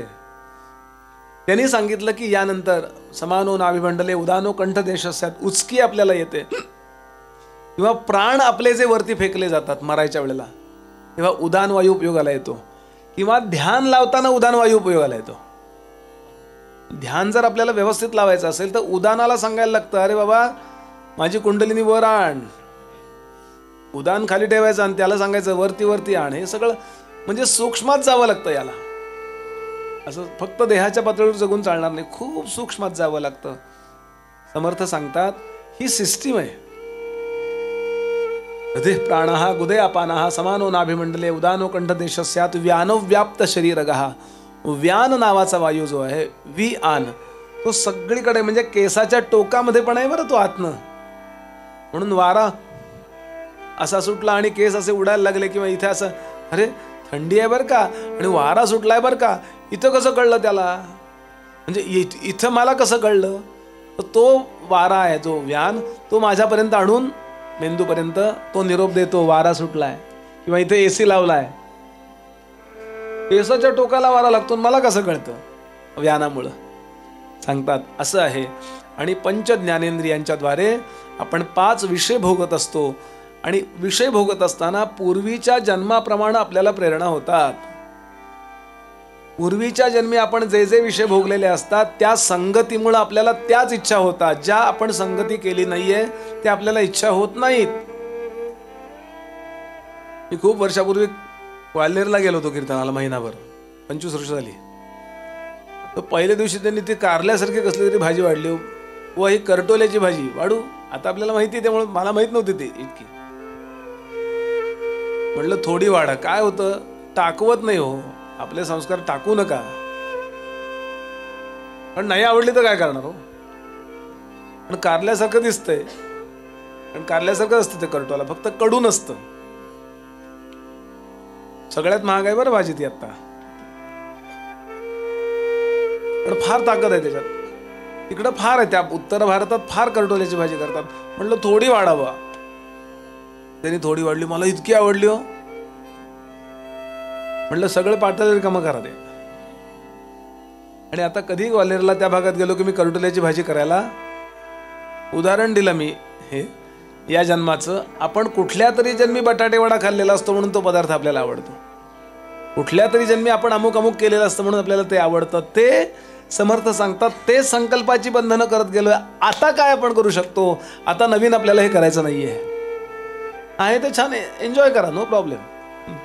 डोळे मिटून बसा आणि तोंड वाकडं करून श्रीखंड खा असं नाहीये. कारण एक दोन असा श्रीखंड खाताना असा असा खात होता. का हो? म्हटलं वेदांताचा कोर्स करून आलोय, जग मिथ्या आहे. अरे मेल्या, तो फक्त मनात विचार करायचा आहे, बाहेर नाही दाखवायचं. छान झालंय श्रीखंड म्हणावं. अरसिकता नका येऊ देऊ जीवनामध्ये वेदांतानी. लंपटता होऊ देऊ नका याकरता वेदांत आहे बरं का. सगळे साधू संत, आपण नाथ महाराजांचं चरित्र वाचा. नाथ महाराजांकडे रोज पुरणपोळी असायची एकादशी शिवरात्र सोडून. आणि आपण पुरणपोळी करतो ती कसली तरी काहीतरी करतो. त्यांची पुरणपोळी जवळपास तळलेली असायची असं वर्णन केलंय. म्हणजे एक तर त्यांना चालायची, आणि एकट्यापुरती नाही सगळ्यांना. याचा अर्थ असा आहे, विषय एन्जॉय करणार आहे तो. कुठेतरी काहीतरी विकृत वैराग्याला बुद्धावतारानंतर सुरुवात झाली, लक्षात घ्या. बुद्धांची काही, मला त्यांच्याबद्दल बोलायचं नाहीये, त्यांच्या अनुयायांच्याबद्दल बोलायचं. विकृत वैराग्य. आमचे आप्पा स्वामी वरदानंद भारती सांगायचे, म्हणजे त्या लोकांनी काय केलं, सगळं वैराग्य, सर्वम क्षणिकम सर्वम भंगुरम असं सांगून सांगून सांगून तरुण मुलांना संन्यास देऊन टाकला, तरुण मुलींना संन्यास देऊन टाकला. त्यामुळे त्यांना मुलं झाली, ती संन्यासी झाली म्हणे. असं उपरोधिकपणानं ते म्हणायचं. नाही, असं होता कामा नये. संकल्प करू नका, मुद्दा चाललाय. आणि मग या सगळ्यामध्ये स्थूल देह, सूक्ष्म देह, कारण देह, या सगळ्याच्या आतमध्ये एक चैतन्य आहे, जिवंतपणाचं कारण आहे. ते आपण आहोत हे सांगायचे त्यांना. पण त्या चैतन्यातनं पहिला प्रकाश जो बुद्धीत पडला, ती बुद्धी पूर्वीच्या संस्काराप्रमाणे मनात उतरली, मनातनं ज्ञानेंद्रिय कर्मेंद्रियात उतरली, जगात उतरली. आणि ती बुद्धी जगाची नोंद घेती झाली. ती ज्याच्यामुळे आहे त्याची नोंद घेत नाही. मस्त झाला होता काल चहा, पुन्हा असा पाहिजे. काय इडली होती हो, पुन्हा अशी पाहिजे. अरे ती इडली ज्यामुळं तू चाखलीस, ज्यामुळे तुला ते कळलं, ते तत्व आतमध्ये बसलेलं आहे, त्याचा विचार कर ना. पण असं होत नाही. गैरसमजानं असं होतं, ज्ञानेंद्रियांच्या इतक्या नादाला लागतं हे मन. समस्या काय झाली आहे, मन आणि बुद्धी ही दोन फॅक्टर आहेत ना. आपण बुद्धीच्या पातळीवर कमी जगतो, मनाच्या पातळीवर जास्त जगतो. इमोशन्सला आपण खूप महत्व देतो, ते भले विषयातली असतील. आपण हा विचार करत नाही. आपण म्हणजे तुम्ही आम्ही नव्हे, एकूण मनुष्य हा विचार करत नाही की हे नाशिवंत आहे, तेव्हा याचा संकल्प करून उपयोग नाहीये. समर्थ सांगतात, ज्याचा विचार करायला पाहिजे ते काय आहे, जिवंतपणाचं कारण, याचा विचार बुद्धीनं करायला पाहिजे. माझा देह का हलतोय, देहातली नाहीये चैतन्य ही क्षमता. चैतन्य त्यात आलंय. बल्ब का प्रकाशित झालाय, दिवा का प्रकाशित झालाय, त्यात इलेक्ट्रिक पॉवर आली म्हणून प्रकाशित झालाय ना. प्रकाशित होण्याचं कारण काय आहे, एकच कारण आहे. त्याला म्हणायचं चैतन्य, त्याला म्हणायचं आत्मा, त्याला म्हणायचं ब्रह्मतत्व, त्याला म्हणा कूटस्थ. अजून त्यात उपमुद्दे बरेच आहेत, पण मी मोघम बोलतोय. आणि त्याचा विचार जोपर्यंत बुद्धी करत नाही, तोपर्यंत मुक्ती नावाची गोष्ट मिळणार नाही. मोक्षाची व्याख्या चालली आहे ना. आणि आग्रह हा आहे की तुम्ही त्याचा विचार करा. मग त्यांनी 4 गोष्टी सांगितल्यात. आपल्या देहाच्या आतमध्ये चैतन्य आहे, इंडिव्हिज्युअल असा विचार करा. इंडिव्हिज्युअल लाईव्हनेस, मराठीतले शब्द. एक युनिव्हर्सल लाईव्हनेस. युनिव्हर्स पण आहे ना, विश्व आहे ना. पृथ्वी फिरतीये, सूर्यमाला फिरतीये ध्रुवाभोवती, अशी आकाशगंगा आकाशात तरंगतीये, अशा अनंत आकाशगंगा तरंगतायत. यामध्ये काहीतरी तर चैतन्य असणार ना. कोण रूल करतंय याला? म्हणून आपल्या देहाच्या आतमध्ये जो आहे त्याला म्हणायचं जीव, जीवात्मा. विश्वाला चालवणारा जो आहे किंवा अनेकदा अवतार घेतो तो शिवात्मा, ईश्वर. तिसरा सांगितला निर्मळ आत्मा, आणि चौथाही सांगितलाय त्यांनी. पहिला जीवात्मा, दुसरा शिवात्मा, तिसरा परमात्मा जो विश्वात्मा, आणि चौथा निर्मळ आत्मा. याचा कशाचा संबंध नसलेला. आता हे 4 नाहीयेत हे समजून घ्यायचंय आपल्याला पुढच्या टप्प्याने. हे 4 नाहीयेत. आणि याकरता उदाहरण दिलं. काल मी याच्याबद्दल थोडासा बोललो होतो. एका कुंभारानं माठ तयार करायला घेतला. थोडं भजन करूया. कारण कुंभकर्णाची बायको निश्चित चक्कर मारते असा काही विषय सुरू झाला की 2 होत्या. 2 लग्न केली होती ना कुंभकर्णाने. एक निद्रा आणि एक जागृती. 6 महिने तो इकडे राहायचा. गमतीचा श्लोक आहे. जेव्हा कुंभकर्ण गेला, ती रामाच्या दर्शनाला गेली म्हणे निद्रा, आणि तिने विचारलं माझा उद्धार कसा होईल? ते म्हणाले माझ्या कीर्तनाला जात जा. म्हणजे काही असलं तरी मी राजाच्या भावाची बायको आहे. मी रावणाच्या भावाची बायको आहे. सन्मान आहे की नाही? लोक म्हणे तुला सन्मानानं बोलवतील, मग जात जा. रघुनंदन भैरवी राघव राम हरे, रघुनंदन राघव राम हरे. बोला रघुनंदन राघव राम हरे, रघुनंदन राघव राम हरे, रघुनंदन राघव राम हरे, रघुनंदन राघव राम हरे. सीताराम हरे सिया राम हरे, सीताराम हरे सिया राम हरे, सीताराम हरे सिया राम हरे, सीताराम हरे सिया राम हरे. रघुनंदन राघव राम हरे, रघुनंदन राघव राम हरे, रघुनंदन राघव राम हरे, रघुनंदन राघव राम हरे. सीताराम हरे सिया राम हरे, सीताराम हरे सिया राम हरे, सीताराम हरे सिया राम हरे, सीताराम हरे सिया राम हरे. रघुनंदन राघव राम हरे, रघुनंदन राम हरे, रघुनंदन राघव राम हरे, रघुनंदन राघव राम हरे. सीताराम हरे सिया राम हरे, सीताराम हरे सिया राम हरे, सीताराम हरे सिया राम हरे, सीताराम हरे सिया राम हरे. श्री राम जय राम, जय जय राम, श्री राम जय राम जय जय राम, श्री राम जय राम जय जय राम. मोक्ष, बंधन या सगळ्याबद्दलच्या सगळ्या संकल्पना स्वच्छ करणारा हा समास 8व्या दशकातला.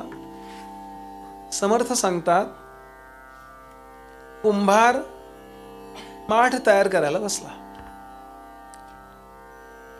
माती आणली, ती बारीक वस्त्रगाळ केली. आधी साधी चाळली, मग वस्त्रगाळ केली.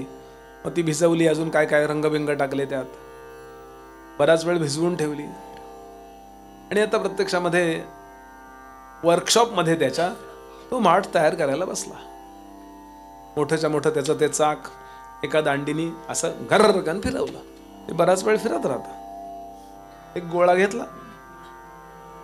आणि तो गोळा बरोबर मध्ये जिथे ठेवायचा असतो तिथे ठेवला, त्याचा आकार बघून, आणि हळूहळू हळूहळू हळू असा असा असा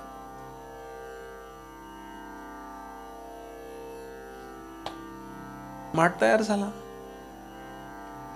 वाळवायला ठेवला, वाळला.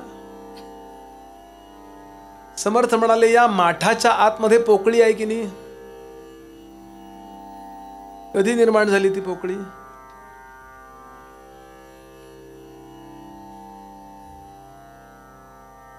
बनवतानाच. आता माठाच्या आतमध्ये जी पोकळी आहे त्यात आपण पाणी ओततो, भरतो आणि थंड करतो. माठाच्या बाहेर ज्या मठामध्ये म्हणजे ज्या इमारतीत तो बसलाय तिथेही पोकळी आहे की नाही? आहे की म्हणले, असं कसं काय? इथलीच थोडी यांनी घेतली ना यात.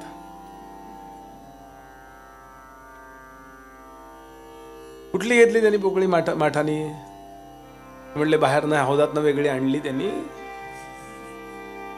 त्यातलीच तर घेतली आहे. ईश्वराचेच अंश होता, आपण लक्षात घ्याल, त्यातनच घेतलंय आपण. म्हणजे आलंय आपल्यात असा विचार करा, आपण घेतलंय म्हणण्यापेक्षा. आता त्या मठाच्या बाहेर पण आहे ना आकाश,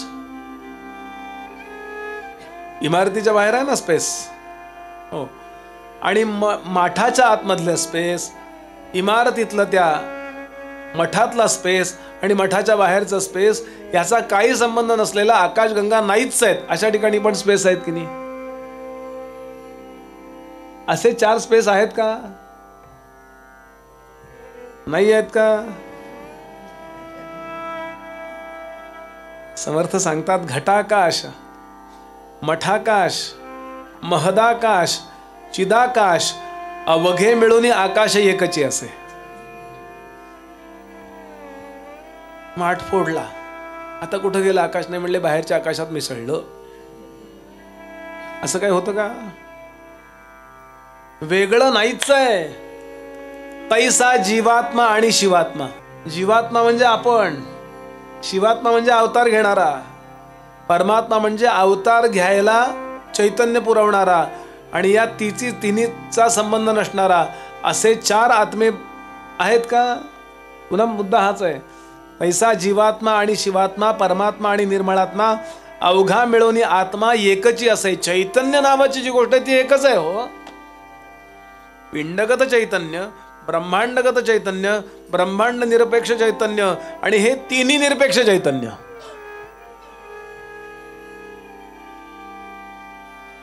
ते आपण आहोत. समर्थ म्हणाले, ही गोष्ट जर वेळेवर समजून घेतली, आपण तो माठ नावाचा जो मातीचा आकार आहे ना, म्हणून त्याच्या आतला आकाश असं आपण म्हणतोय. त्या आकाशाला माहितीये का? मी माठाच्या आतला आकाश आहे. काय समजलात तुम्ही मला? मठाच्या आतला आकाश म्हणलं, गप्प बस रे, मी किती मोठा आहे तुझ्यापेक्षा. काय समजलास तू मला? इमारत केव्हा तरी पाडली नवीन बांधाय करता, बाहेरचं आकाश म्हणलं, जिरली की नाही दोघांची? असं काही असतं का? समर्थ म्हणाले, उपाधी वेगळे आकाश तया नाव चिदाकाश. उपाधी योगे वाटे भिन्न, परिते आकाश अभिन्न. तैसा आत्मा स्वानंद घन एकची असे. हे समजून घ्या. रामायण पूर्ण झालं, रावणाचा वध झाला, राज्याभिषेक झाला रामरायांचा. छत्रसिंहासनी रामराय बसले, लक्ष्मण, सगळी सभा भरलेली. हनुमंत नमस्कार करतात आणि रामरायांनी प्रश्न विचारला, हनुमंता, तू माझा कोण आहेस? हनुमान म्हणाले, ही माणसाची सवयच आहे, काम झालं की तुम्ही कोण? आता का प्रश्न विचार? तू माझा कोण आहेस सांग, तू कोण आहेस माझा? तेव्हा हनुमंताने दिलेलं उत्तर आहे, हा कायम निश्चय बाळगा आतमध्ये, म्हणजे मोक्ष वेगळा मिळत, म्हणजे हा विचारच आपल्याला मोक्ष देतो. किंवा नको तो संकल्प बंद होतो. आपल्याला आत्मा होण्याकरता साधन नाही करायचं, लक्षात घ्याल. जे नाहीये ते आपण स्वतःला मानलंय, त्याच्या व्यावृत्ती करता ते बाजूला करण्याकरता साधन करायचंय. एका मूर्तिकारानं प्रश्न विचारला, किती छान केली हो मूर्ती. मूर्तिकार, किती सुंदर बनवलं रामराय तुम्ही. तो म्हणाला, अहो काय सांगू, त्यात राम होताच, फक्त नको ते काढलं मी. हनुमंताला विचारलं, तू कोण आहेस. त्यानं सांगितलं, महाराज देहे बुद्ध्या तु दासोहम.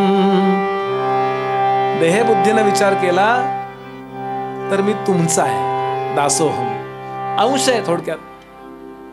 देहे बुद्ध्या तु दासोहम जीव बुद्ध्या त्वदंशकः आत्मबुद्ध्या त्वमेवाहम इति मे निश्चिता मतिः. बस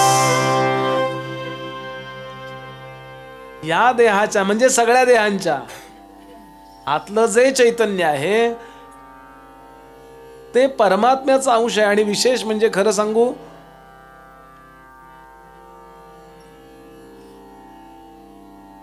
असा जर नीट विचार करत गेलो तर आपण तेच आहोत असा अनुभव येतो. उदाहरण देतो मी आपल्याला. कवडसा पाहिलाय की नाही आपण. पत्र्याची घरं असायची किंवा पूर्वी कौलाची घरं असायची किंवा काही वेळा कवडसा येतो ना, असा कवडसा चांदा आहे ना, ते तो असा एक कवडसा म्हणजे सूर्याचं एकच किरण. त्यातनं आपण कधी पाहिलंय का हो लहानपणी. असं करून नीट जर पाहिलं आपण तर पूर्ण सूर्य दिसतो बघा. पूर्ण सूर्य आहे का तो? नाही आहे. पूर्ण सूर्य त्यात मावणार आहे का? नाही आहे. पण प्रत्येक किरणातनं पूर्ण सूर्य दिसतो. तसा प्रत्येक देहगत चैतन्यातनं, त्या पिंडगत चैतन्यातनं पूर्ण परमात्मा दिसतो. जर तिकडं पाहिलं तर आपण बुद्धीच्या आणि मनाच्या सहाय्यानं ज्ञानेंद्रियातनं जगाकडेच पाहतोय. ती कोण आली आणि तो कोण गेला, आणि तुमची साडी चांगली आहे. व्यवहारांना बोला, ते जगाबद्दल नाही आपल्याला मुद्दा बोलायचा. संकल्प विकल्पाचा मुद्दा चाललाय. कधी होत आहे अखंड, आणि याला अंतर्मुख म्हणतात. समर्थ ते सांगतात, उपाधी योगे वाटे भिन्न परिते आकाश अभिन्न तैसा आत्मा स्वानंद घन एकची असे. आणि असा जेव्हा तो मनुष्य, तिकडे मनुष्य म्हणजे तो जीव, या विश्वातल्या आपल्या उपस्थितीनं कडं न पाहता या विश्वातल्या आपल्या उपस्थितीच्या चैतन्याचं जिवंतपणाचं कारण पाहायला लागतो, तेव्हा तो जन्ममृत्यूपासून सुटला. देव आहे का, देव आहे का. खूप लोक म्हणतात ना, ज्ञानोबांची ओवी त्यांच्या तोंडावर मारायला लिहून ठेवा. मौलींची ओवी आहे, सर्वांच्या हृदय देशी मी अमुका आहे आईशी, बुद्धी स्फुरेगा अपेसी तेचे स्वरूप गा माझे. भगवान सांगतायत. अहमात्मा गुडाकेशाबद्दल बोलतायत. किंवा ईश्वर सर्वभूतानां हृदयेर्जुन तिष्ठती भ्रामयन सर्वभूतानी यंत्रारूढानी माया, याच्याबद्दल बोलतायत. आपल्याला प्रेरणा होती की नाही आत्मा मी आहे.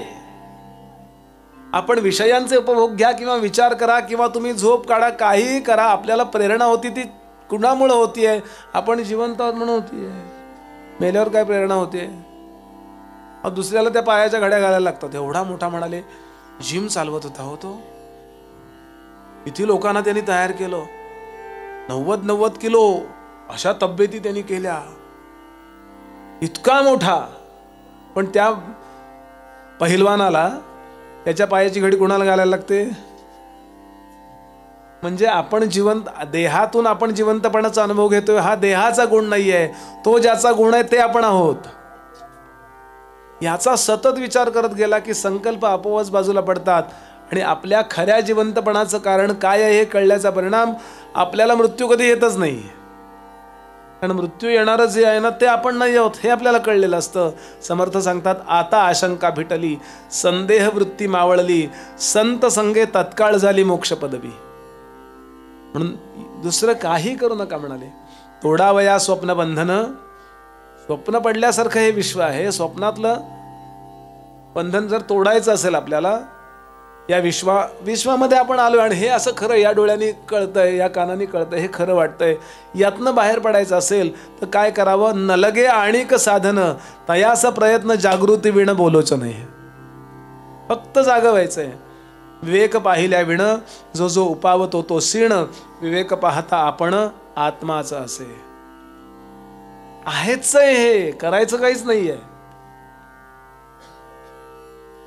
एक दृष्टांत, अवघड काही झालं की मध्ये दृष्टांत, लोणच्याची फोडबीट दिली की मग पुढं जरा परत जेवावं असं वाटतं. तसं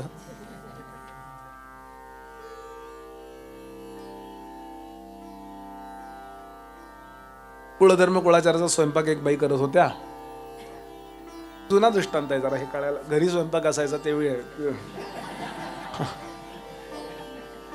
आता नवीन बिल्डर ते किचन पण इतकं छोटं देतात, बाथरूम पेक्षा लहान देतात बघा. कधी चहा बी करायला लागला तर. बरोबर आमच्या शेजारच्या एक बाई एका मुलीला समजावून सांगत होते, त्यांच्याकडे आलेल्या, स्वयंपाक शिकून घे, स्वयंपाक शिकून घे. ती म्हणली मी नाही हे सगळं मानत, मी नाही सगळं मानत, मी एकदम फॉरवर्ड अशी असणारी आहे. अगं तरी पण शिकून घे, नवरा गावाला गेल्यावर काय करशील? गंमत जरा जरा खळखळून हसून घ्या. आणि छान श्रद्धा होती तिची त्या पूर्ण आपल्या परंपरेवर, कुळधर्म कुळाचारावर. सकाळी संकल्प केलाय गुरुजींनी, खंडोबाचं नवरात्र आहे म्हणा किंवा चंपाषष्ठीचं किंवा देवीचं, सगळ्याचं. मी हे का बोलतोय माहिती का? सगळ्याचा मध्य आपल्या जीवनात असावा. मी नेहमीच सांगतो ही गोष्ट, नवीन आणि जुनं या दोन्हीची प्रतिष्ठापना घरात करा. सगळं जुनं चांगलं असतं असं नाही, जुन्यातही काही गोष्टी आपल्याला टाकाव्या लागणार आहेत.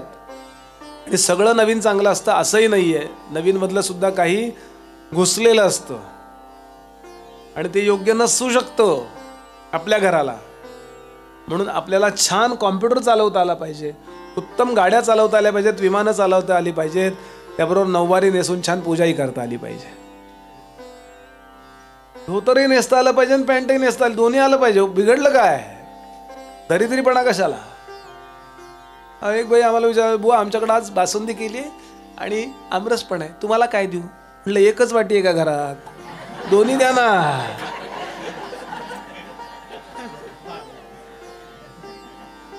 प्रॅक्टिस करा ना त्याचं धोत्राचं.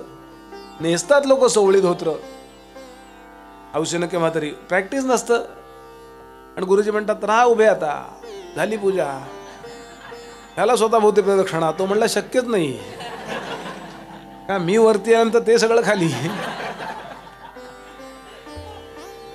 आणि ते आपल्याला आपलं वाटलं पाहिजे. सोवळं नेसून सुद्धा आपल्याला सगळीकडे अप्रतिहत संचार करता आला पाहिजे. हो, तुम्ही कुठल्याही ज्ञातीचे असाल, सोवळं ओळं असं जातीत अडकवू नका. हो, फार महत्वाचा हा संदेश आहे, लक्षात घ्या. हे जातीपातीमध्ये आपण अडकवल्यामुळं काय झालंय, चांगल्या तत्वज्ञानापासून भारतीय समाज मुकायला लागलाय. कशात अडकू नका. स्ववलय म्हणजे सोवळं, आणि ते सगळ्या ज्ञातींनी सांभाळायचं असतं. छान नऊवारी नेसता यावी, मस्त कुंकू लावता यावं, टिकली जाऊ देता. बाहेर पडताना पाहिजे असतं टिकली लावा, पण घरात कुंकू लावा ना, काय बिघडलं? आमच्या एका बुवानी गडावर सांगितलं होतं, टिकली जन्माला आली आणि बाथरूम सुद्धा सौभाग्यवती झाली म्हणला. म्हणून त्याचाही मध्य साधा. कुंकवामध्ये जी आज्ञा चक्राला उद्दीपित करण्याची ताकद आहे ती टिकलीत नाही आहे. कुंकू का लावायचंय, चंदन का लावायचंय? त्या चंदनामध्ये, त्या कुंकवामध्ये आपल्या पूर्ण शरीरात जी 6 चक्र आहेत ना, त्यातलं आज्ञा नावाचं चक्र आहे, ते सगळीकडे कंट्रोल करत असतं. आज्ञा देतं ते गुडघ्याला, आज्ञा देतं ते घोट्याला, आज्ञा देतं ते आमक्याला. त्या आज्ञा चक्राला उद्दीपित म्हणजे पॉवरफुल करायला कुंकू उपयुक्त आहे. छोट्या छोट्या गोष्टी आहेत या. आणि म्हणून छान स्वयंपाक करत होती ती बाई. पूजा विजा. आता गुरुजी गेले, सौभाग्यवतीला घेऊन 12ला येतो म्हणले मी म्हणून जेवायला. नवरा कामाला निघून गेला, अर्धा ऑफिस करतो आणि परत येतो म्हणला मी दुपारी. आता ही स्वयंपाक करते करते करते, खूप मन लावून स्वयंपाक करते. 10 पदार्थ करायचे असतात. तो नाही का, ते 16 भाज्या करतात. कशा करता? आल्या पाहिजेत म्हणून. प्रत्येक भाजी वेगळी करायची. एकच फोडणी, आपलं रामठेका सगळ्यात आपला एकच मसाला नाही टाकायचा. आणि गंमत आहे, आपल्याकडे चव घ्यायची नाहीये, नाही तर उष्ट होतं. काय विचार केला असेल पूर्वजांनी, तुम्ही चव न घेता स्वयंपाक चांगलं कराल शिका.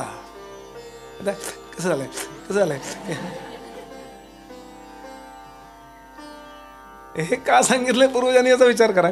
तुम्हाला अंदाजाने मीठ बरोबर टाकता आलं पाहिजे, अंदाजाने तिखट जमलं पाहिजे, अंदाजाने सगळं जमलं पाहिजे, तरी उत्तम चविष्ट स्वयंपाक करता आला पाहिजे.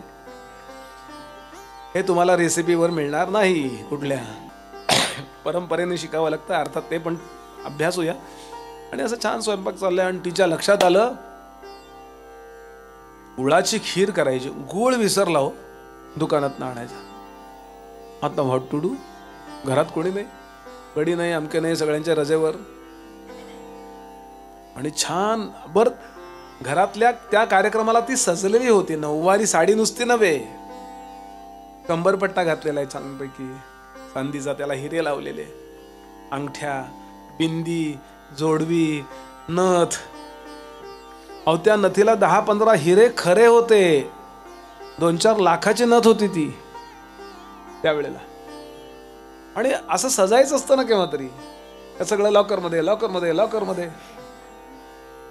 श्रीमंती उपभोगायला पाहिजे ना, पूर्वी ती पद्धत होती. आणि तुम्ही देवासमोर बसताना देवाला जो ड्रेस आवडतो त्या ड्रेसमध्ये बसला पाहिजे. असं मोकळे केस सोडून जर गेलो तर भूतासारखं वाटेल की नाही त्या देवाला. हे कोण आले, भूतप्रेत संबंधादी रोग व्याधी समजत. ही देव कसा राहतो तसे तुम्ही त्याच्या पुढे जा त्या ड्रेसमध्ये, लक्षात घ्या. आणि अशी तयार झालेली. आता काय करू, दुकान जवळच होतं, पण विचार करायला वेळ नाहीये, म्हणून तिनं विचार केला असंच जाऊया, झटकन घेऊन येऊया गुळ. म्हणून गेली. आता ती ओळखीची होती त्या दुकानदाराच्या. श्रावणा बिवणात पाऊस खूप झालेला, पण आत्ता पाऊस थांबलेला होता. वाटेत डबकी बिबकी तयार. हाक मारली, ओ दादा, अरे ताई काय हे नऊवारीत पूजा बिजा दिसते तुमच्याकडे, अशा कशा आलात? अरे काय मेल्या, गुळ विसरला, लवकर दे गुळ, मी सोवळ्या त्या लांबनं दे. म्हणला काही काळजी करू नका. त्याने खुर्ची आणून अशी प्लॅस्टिकची बाहेर ठेवली, त्याच्यावरती गुळाची ढेप प्लॅस्टिकमध्ये आणून ठेवली आणि तिनं उचलली. पैसे नंतर द्या. पैसे कोणी मागितलेत ताई तुम्हाला, नेहमीचे आहात तुम्ही आम्हाला, काही तुम्ही काळजी नका करू. ही परत परत परत परत परत यायला लागली. आणि झालं असं असं असं असं असं येता येता ती नथ आतनं ढिली झाली होती. ती गडबडीत कळत नाही बघा, असं काही पडलं बिडलं तर. घाई गडबडीत आपण मोबाईल कुठेतरी ठेवतो नाही का. बरोबर माझ्या एका मित्रानं घाई गडबडीत बोलता बोलता फ्रीजमध्ये मोबाईल ठेवला आणि बंद केला फ्रीज. बंद पडला तो मोबाईल.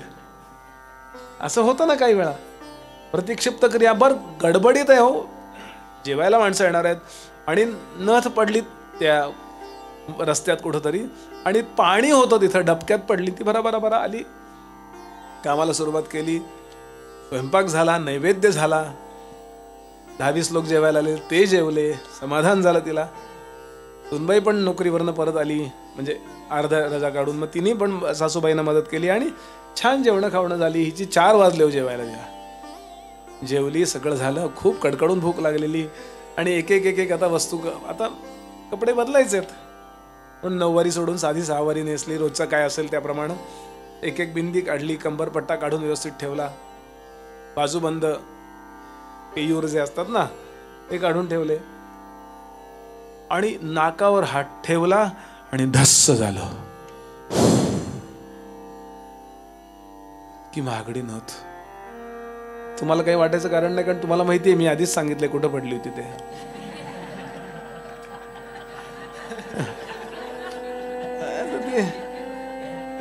अस्वस्थ झाली होती.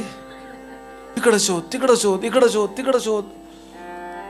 देवघरात गेली, अमक्या ठिकाणी गेली, गुरुजींपासून सगळ्यांवर मनातल्या मनात संशय घेतले. अस्वस्थ अस्वस्थ अस्वस्थ. तोपर्यंत वाजले 5. नवरा म्हणला काय, बेंधळेपणा अंगात मुरलेला आहे सगळा. काय झालं? नथ. टेन्शन घेऊ नको, शांतपणाने विचार कर. कुठं कुठं गेली होतीस? आरशा समोर शोध, अमक्या ठिकाणी शोध, तमक्या ठिकाणी शोध. काय होतं, सापडणं जाऊ द्यात, ते सापडत नाही याचं जे टेन्शन येतं ना, त्यामुळे सुचत नाही काही. कुठं गेली तू? गुळ आणायला बघतो बाहेर गेली तू. मग गुळ आणताना पडली का? आणि विचार करते, हो गुळा आणायला गेले तेव्हा होते, आणि नंतर मग लागलं अरे कुठेतरी वाटेत पडली असेल. वाटेत पडली म्हणजे गेली. पण शोधायला आली, म्हणले दादा असं असं असं असं. तो म्हणला हो ताई माझ्यासमोर ना तुम्ही वळलात तेव्हा नथ होती तुमच्या नाकात. माझी पडली का, ह्या डबक्यात पडली का, इकडे पडली का? थांबा म्हणाला, थांबा. आणि तो आतनं एक वस्तू घेऊन आला, मोठं डबकं.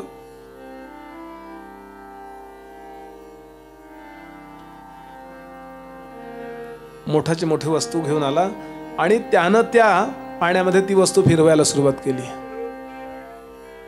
शांतपणानं. आणि जशी जशी जशी वस्तू फिरवायला सुरुवात केली तसं त्यातला जो मळ होता, माती होती, त्या वस्तूच्या गुणधर्मानं खाली बसायला लागली.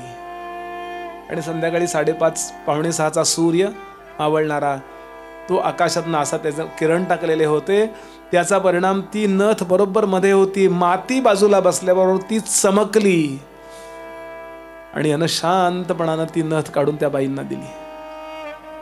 सगळं टेन्शन गेलं. तुला काय देऊ? 20 रुपये.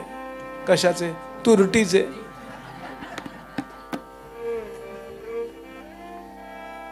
सद्गुरू काय करतात? अशी आपली आत्मज्ञानरूपी नथ हरवली आहे विषयाच्या चिखलाच्या संसारामध्ये. ते साधनरूपी तुरटी फिरवतात आणि आपलीच नथ आपल्याला देतात. विकत आणून नाही दिली त्यांनी. सद्गुरू काही विकत आणून आत्मा देत नाहीयेत. पण मला सांगा, ती आयुष्यभर दुकानदाराला विसरेल का? आयुष्यभर सद्गुरूंना विसरायचं नाहीये. कारण आपल्याला गैरसमजानं आपण गरीब झालो असं वाटलं, आपलं नुकसान झालं असं वाटलं. नीट न कळणं याला मोह म्हणतात, लक्षात घ्याल. आणि मोहाचा एकमेव परिणाम आहे शोक.